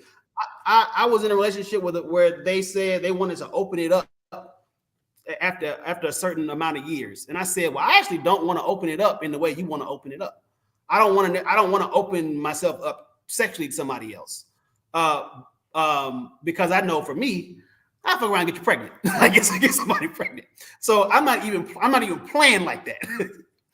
But the overall concept is that I know, like they recognize, and we both recognize in each other, that physical attraction is not. I don't embody everything that you could ever possibly want in a man, and you don't embody everything that I could possibly want in a woman. Now, there are things about our relationship that will make me cling to you more and make me naturally desire you more than another woman. But just zooming out from it, you don't become blind just because you're in a relationship. And on that premise, if you are the kind of couple that's like, we might open it up. You know what I mean? When that trust is established, and it's I know you want to be here, you know I want to be here, we might open this thing up. We might open it up in a different way, not only in a physical way, but just you might have friends that you are more than platonically attracted to. That's how much I don't own you, that I'm opening myself up to the possibility of that even being a reality. And you might just have to say, we want to have the kind of honesty that says, babe, it's this man on my job that is my type, but this is my home. I just want the space to be able to say, this is man on my job that's my type. He looked like da-da-da-da-da-da-da-da-da. For real, babe? Man, this is girl on my job. She red with a big booty. You know I like that. and we just talk about it, and then we move on from it. Being able to have the space to even talk about things that deal with, you know, just who we are as humans and not like who you are to me, builds the trust. Like it actually creates a level of intimacy that you cannot get in most dynamics, and it actually makes you cling to each other more because of that. But if I'm always concerned with how I can possess you, then the very thing that I want from you, I will never get from you. There's nothing worse than somebody who has uninspired love for you. You're right about that. Philip, welcome to the Sipping and Capping Club, because you know they don't like all it. right there, boy. They don't so welcome to the Sipping and Capping Club, because ain't no real man gonna let his woman do shit. So it's 7:32. I was gonna take a commercial, but damn that, we're gonna go to the hot topic. We're gonna go to the hot topic. Now, this ought to be on your screen. It says, but this was a post. Yes, it was. This shit was like, y'all have got to be shitting me. And I saw it on the guy's page, but they say he stole it. That's not my issue either way. But it said, before you date me, understand that I am triggered. I'm sorry, understand that I am damaged. I get triggered easily. I have struggled with things. I won't talk to anyone. I'll shut you out. I'm not going to be able to trust you for a while because everyone has left, cheated, or went their own way. I will need reassurance. I will need you to keep choosing me. It's hard. Yes, I know, but I come with some real, genuine love. So I posted this because I wanted to see. Because where we saw it, people were complaining that if a woman wrote this, men would act differently. We would be more sympathetic. And And then some women gave this guy credit, saying at least he's acknowledging his issues. And I'm like, no, he's not. His issue should be that he's not going to date because he doesn't trust. Right, that part. How can you love? How can you love when you don't trust? That's just the dumbest shit. So you can't have no real genuine love because you're lying to yourself about what's going on. So, you know, I got 4 people when I talked to about it, but the other 3, y'all may have seen on the page. But when I saw this, a minute says this is an advertisement or a warning label, and the guy said, "At least I'm being honest." That's what he said on his page. Not too far. I just took his name off because I don't want to give him no props. But as Philip was talking, and me and Mo go over this, when you see this, what would make you put on a cape and want to say and go through this shit?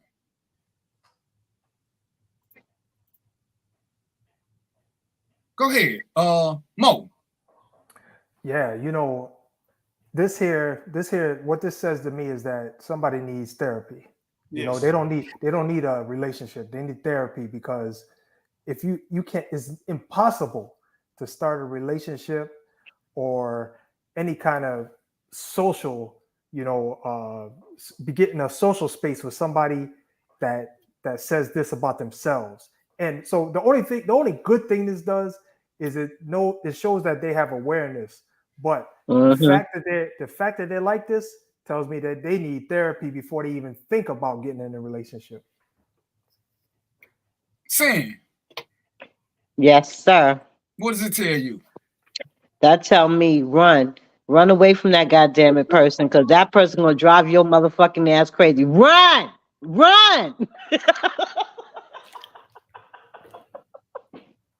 That's all I can. I'm like, I'm not. Yeah, that's too much. That's too much like work. And it's supposed to relationship and our love ain't supposed to be that much like work. So yeah, I say run. I'm not. And if it's a man that wrote this, you're a crybaby, and I'm running all the way. And I think you need to work through some stuff. Yeah, I'm sorry. I'm not the one for you. I'm Simon. That's a no for me. Trina? Yeah. Your mic is off. Your mic is off. I wouldn't say that he's a crybaby. He's just as human as everybody else is.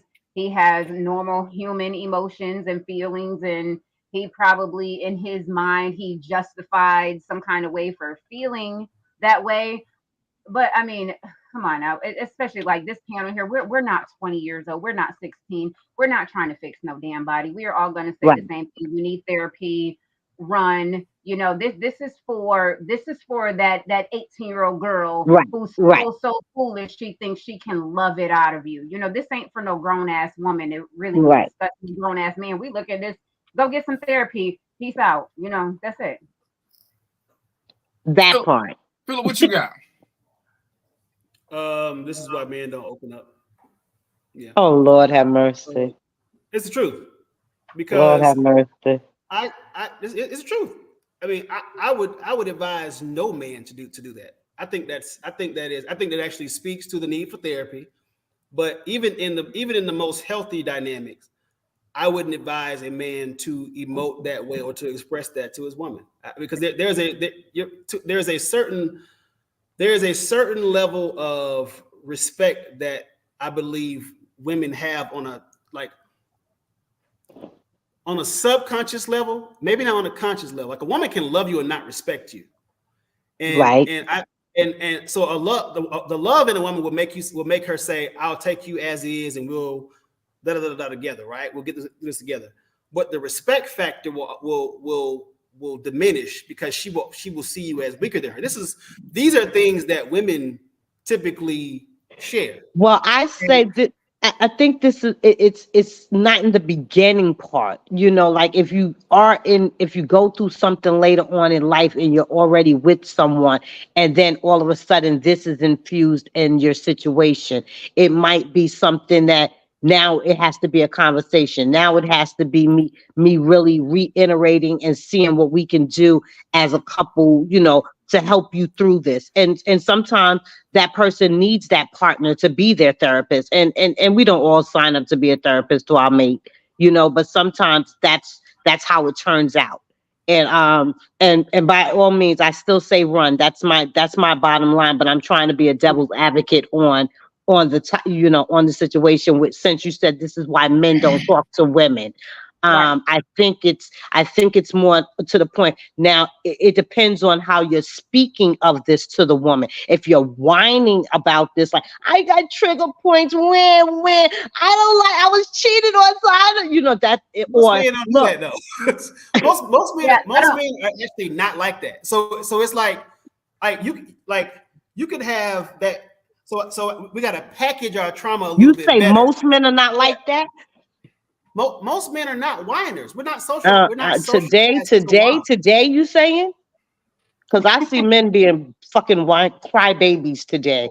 I'm sorry. Compared to what though? The thing about that post there, it's not that right there. To me, it doesn't really say, "Oh, he's opening up to women." Bullshit. It specifically says, "Before you date me, I ain't your girl. I'm not even your girl. You recognize you got all these issues, and you really got the nerve to put out that disclaimer before you date me. I'm running. You listen to all this toxic shit, and you want me to go, oh, great, thanks, babe, for letting me know. You know, at least you're honest. Are you? We'll work through it, hon.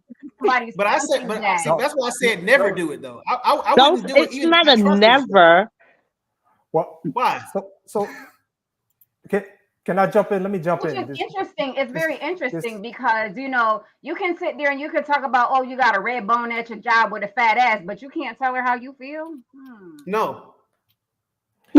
So look, let me jump in here real quick because this is I just want to, it's like kind of like double dutch. Let me get in. So I'm just going to use an analogy to understand why you cannot be in a relationship with this guy and also be his therapist. It's not possible. I agree. I was just being a devil's advocate on that one. Yeah, it's not even possible because we used to have. My wife used to run a tutoring center, and do you know we had teachers who used to bring their kids to our tutoring center? So I got went up to one of the teachers and I was like, "You're a teacher. Why are you bringing your kid to the tutoring center?" And the teacher would say, "Listen, they don't listen to me. So you need that arm's length." So that's why you can't be this guy's therapist and his woman. You need an arm's length. I got you. Way to deal with that situation. So that's not going to work. I got you.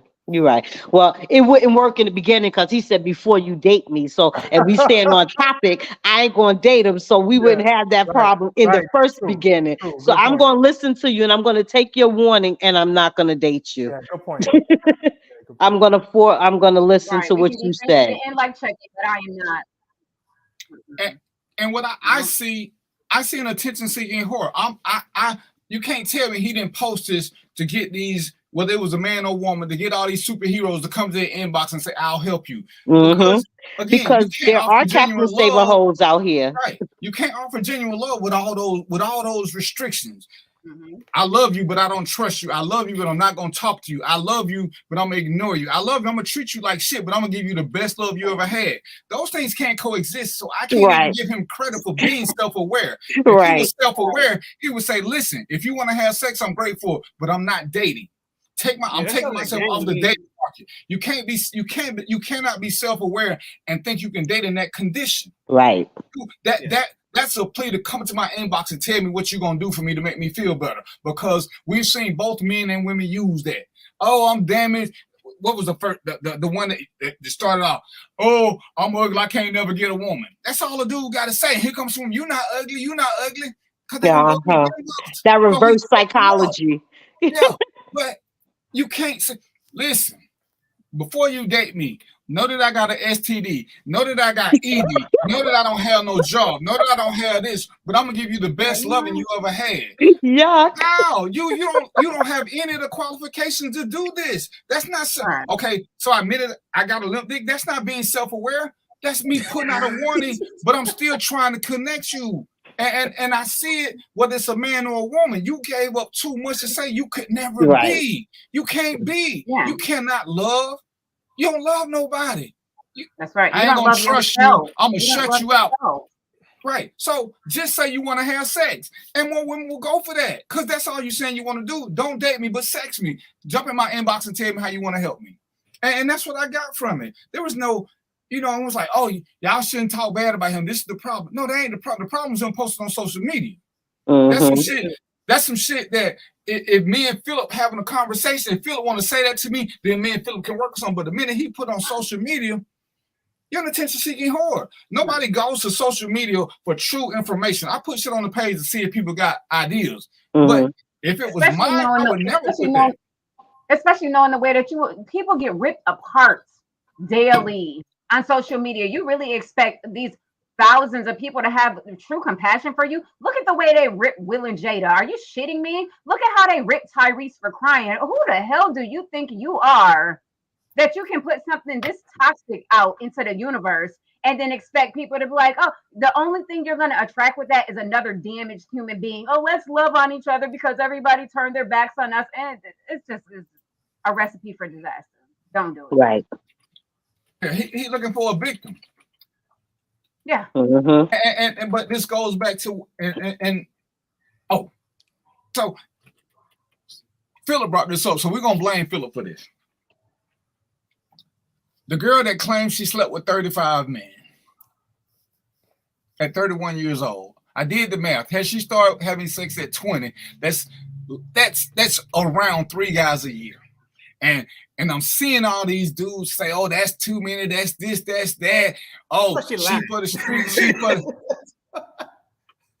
And I'm just like, y'all gotta be kidding me. First of all, it's a claim. Ain't nobody co-signing shit.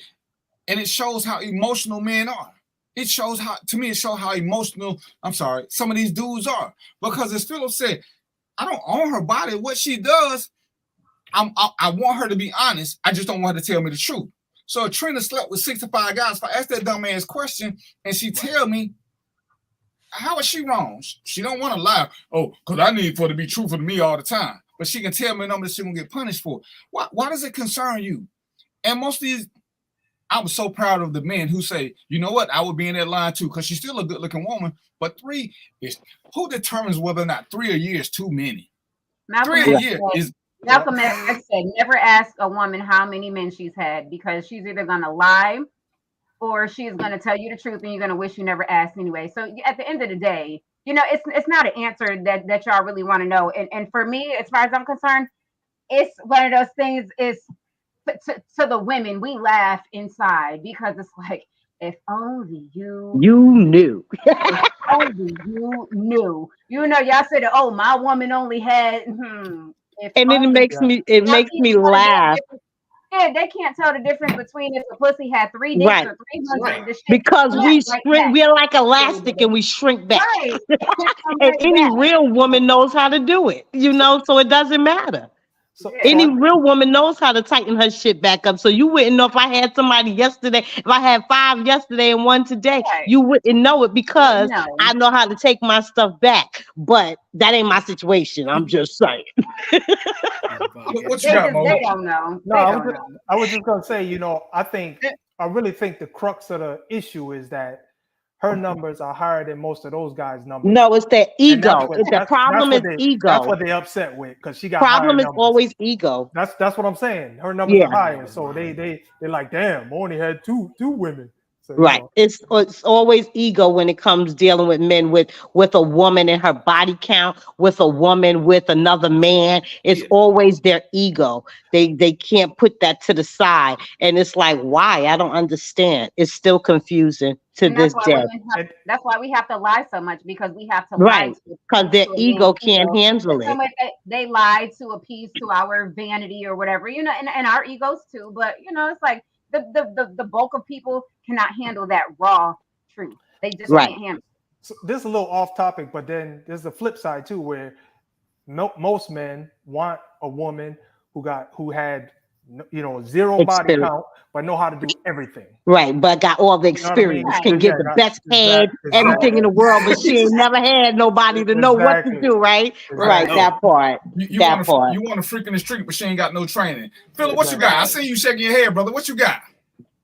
No, I don't, man. There's so many ways.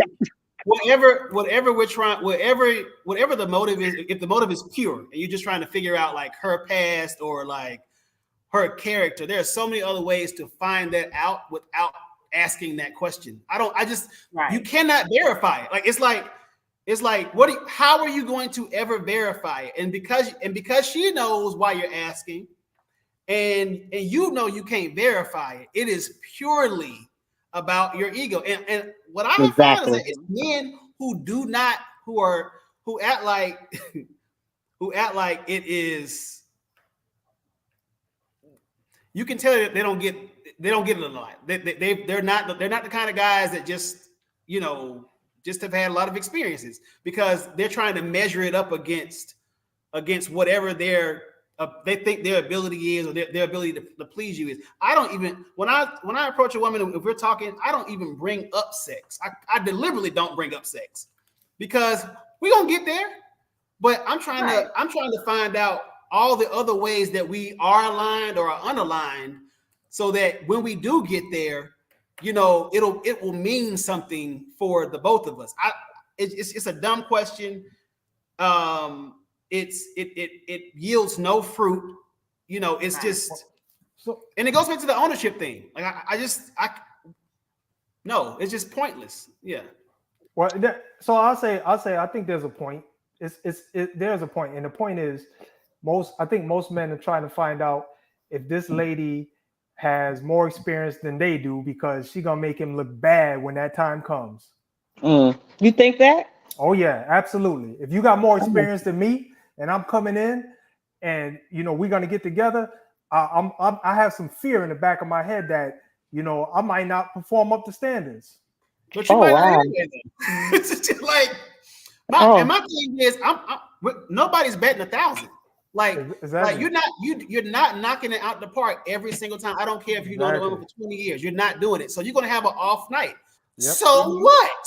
Like it's but that's ego, like they were saying. Yeah, that's ego. Like, and if she talks about you, so what? I'm too old to be trying to. I don't care. A harlot or a queen? Okay, I'm. How do you respond to these comments down here? Because the way you're doing it right now. The way you're doing it right now. I was about to get it too. Yeah, let me read it. Hold on, let me make this statement. I'm gonna read this comment. And it's crazy because I tell you all the time, the reason guys care so much, there's only one real reason. See, if you ain't had a lot of experience, you can't make me be bad. If you've had experience, now you can talk about the size, the stroke. It's like, dude, it's supposed to last more than 6 seconds. I've been with dudes. So the more dudes you had, the more experience you have, which is what we want you to be a freak, the more it works against us. And this is why they're so upset with these numbers, because it don't make sense. Come out like, does it matter? I said, yeah, it matters if she slept with 35 dudes and she's still bad in bed because she ain't been learning shit. That's the only time I'm gonna be mad as hell. You don't start with these many guys feel shitty. Yeah, you need to start slapping the shit out of some people. Most guys, we can't handle that part, and we get in relationships and we ask dumb questions only to get our own hearts broken by our ignorance, because we're not logical. We're very emotional. If I think some guy broke your back, I can't come back from that because I ain't hitting it like that. Not realizing that you left this guy that broke your back and you're still with me. I can't grasp that concept. Oh, because and it's funny. The guy said, man, how you know she ain't, I be thinking she be thinking about another dude while she with me. I say, you think she thinking about the dude she left?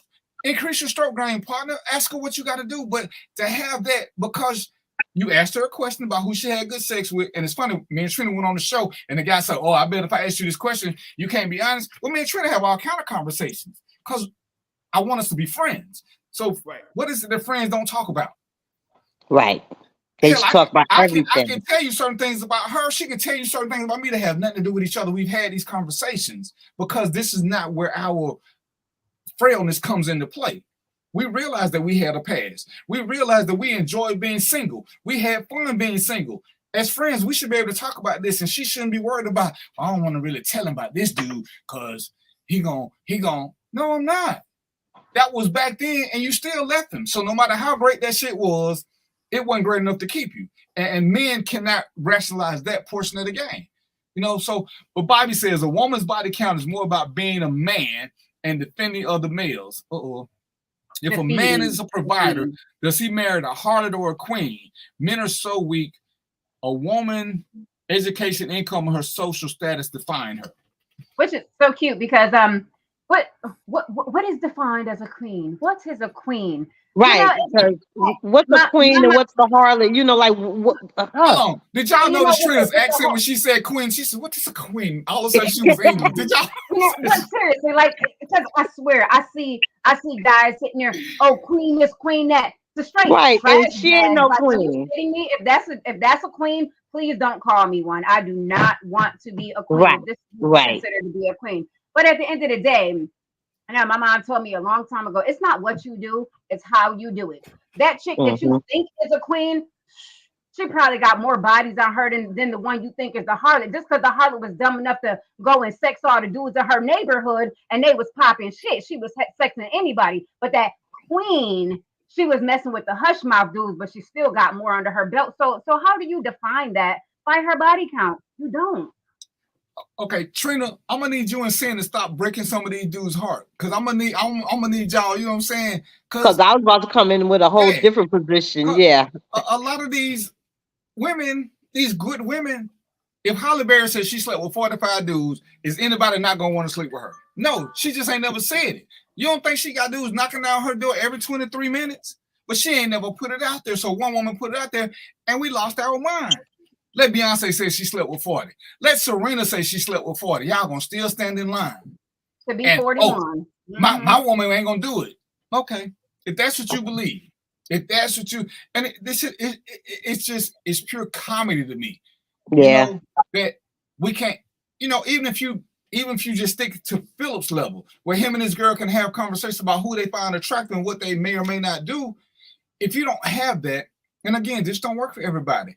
I would never tell everybody to have the unconventional conversation that me and Trina have. Because there's some shit that we laugh about that if we were normal human beings, we'd be fighting about.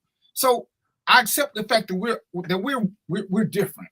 But some people, you can't have these conversations. Trina, you say, the one thing I like about you is you're open-minded. I could tell you shit, and you just kept talking like I didn't say shit. And it was because I wanted to know, because I truly did want us to be friends. As Philip talked about earlier, I want us to be able to go through hard times and still get through them because we are friends. Love is a component of marriage. It is not, to me, it ain't the component. It's an ingredient that should be there.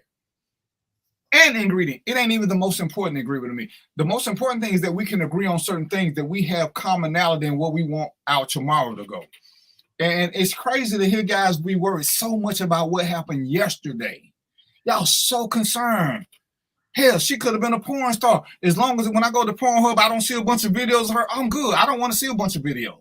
But you know, it's almost like they have convinced themselves that if a woman has had sex with a lot of men, then she automatically falls into a certain category. You can have class and still sleep around. I don't know how many of y'all done seen the show Queen Sugar. It's not something I watch a lot or whatever, but I do know that the woman with the head wraps and the, you know, all of the spiritual shit, she was fucking all them white men. But you would never know by the way she carries herself. So, you know.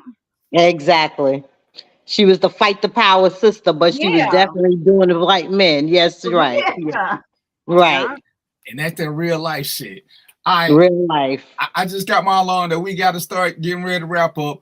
And as always, I appreciate y'all. And ladies and gentlemen, this was a great conversation. And to me, this is what we got to have. We want to be better. If we want to have traditional relationship, and traditional in the sense that we stay together no matter what. You know, no matter how you feel about Will and Jada, what do they say? They're gonna be unhappy for life. They ain't going together. This other shit that you gotta be willing to do together, because every day ain't gonna be a good day. It's gonna be a lot of fucking days. I told you, me and Trina, we both know that we could have parted ways and still remain friends because we both understood what went wrong. But her ass was crazy, my ass was crazy. So we decided, y'all crazy together. She crazy to me. She put some shit in my tea. So Lord. I get a check for it now. But I appreciate y'all. Don't believe him. What? But I believe you, Trina. I know you didn't. Whatever. But this is where we gotta be. And we need more young men to be of Philip's mindset. We don't control anybody, not our wife, not our spouse, not our kids, nobody. All we can do is hope that, as Trina said, they do things in a proper way, not to disgrace us. When we get back to that point, then what they did yesterday, when you meet this woman that you are deeply in love with, and you find out she had 54 dudes, guess what? Send them a card, because whatever they did to her made her attracted to you. Whatever they did. So you should take it as a gift. They got her ready for you. Y'all getting rid of good women because your butt hurt. And as Bobby said, they got pills. If you can't get it up, find you one of these pills. Get it up. Get it up. But this is we're gonna do some more relationship stuff as we come up with topics that need to be openly discussed, because you need to have these conversations, whether it's at the table, whether it's in the tub, whether it's over a drink somewhere, without the kids, ladies and gentlemen. And y'all need to be able to let each other go out on your own for 1, 2, 3 days without you. If you can't do that, I'm gonna say, I don't think you're ready to be married. I don't think you're ready to be in a real relationship that requires trust and understanding. Right. Philip just said something that was so deep. His woman can look at another man and give him credit for being attracted.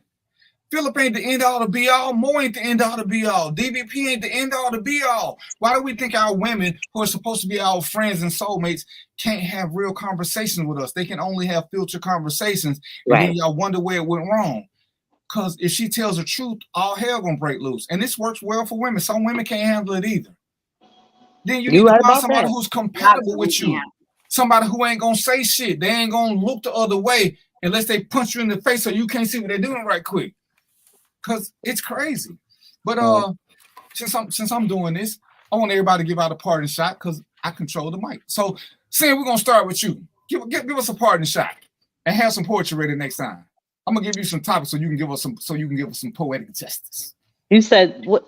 Well, I thank you for having me. I enjoyed this conversation because I almost took it to the left, because I've been talking about this a lot with men that are not so forthright, and lately the dating pool to me seems so muddy.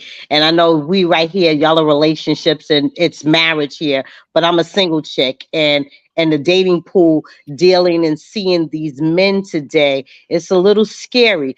And because I'm not willing to jump into the lady pool, you know, it makes it a little scary out here for us women. Yeah, so it's a lot of work and lot more conversations that have to be had nowadays. The beautiful Trina Marie, what you got? Not a whole bunch as usual, but I'm just gonna say, when it comes to questioning your partner or a potential partner, you should ask yourself if the answer could potentially hurt my feelings. Do I really want to know the answer? Don't ask the question. You know, if you think it's going to hurt your feelings, then don't ask. You need to be mindful of how you feel or how you would feel about the worst possible answer before you ask. Okay. But not too many people think that way because, again, they so stuck in their ego and thinking, okay, if I ask it, I can handle it, and they can't Right. because the ego starts to kick in. That's why that's my piece of advice. That's my Okay. piece of advice. Great advice. Great. Bill, what you got for me? Mr. I'm running for president. Cut your mic on.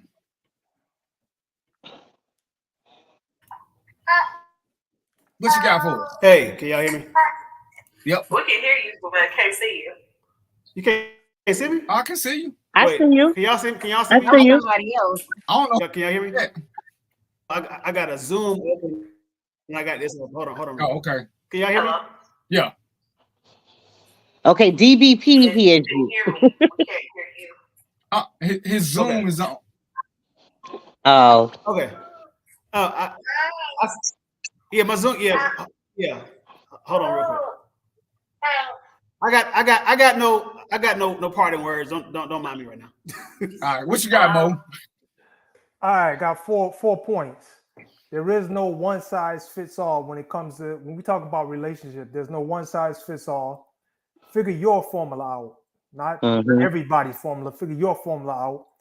Set a target of what you want to accomplish and then adjust it. You can't be too rigid because you just not gonna. It's not gonna work. You're not gonna find what you're looking for, and be able to forgive. Big one. Oh, I like your parting words, sir. I'm gonna have to put them somewhere. I like that. I want to thank y'all for being here because y'all could have been anywhere on this Wednesday night. Y'all should have been at Bible study, but y'all are heathens. So, Lord, coming and helping out me and my crew. We're gonna do some dedicated relationship shows about some more stuff, and we're just gonna tell y'all things. Like I said, add it to your tool belt. It's something to think about so you can make wiser decisions and stop being held hostage by your past beliefs. Trent is gonna help me with one, and I want y'all to think about this as we go away. For the things that you believe in, for the things that you like, the women, the situations, whatever it is, even for the things that you don't like, ask yourself why. Is it something that was ingrained to you that you can't understand? Because then you can start making a better decision and figuring out who you are. Why don't you like this? Why don't you like this? Because a lot of things have been taught to us and we never ever question them. And that's a big one, especially like with a poly lifestyle. But that'll be another conversation. Okay, I'm gone. All right. So everybody who had a drink, Trina, cheers. Upseen got her adult beverage in the sippy cup. It's not a everybody got something. All right. Cheers. And, we'll see y'all in 6 days and 21 hours and 51 minutes, something like that. All right. Peace, popcorn, and chicken grease. And we out.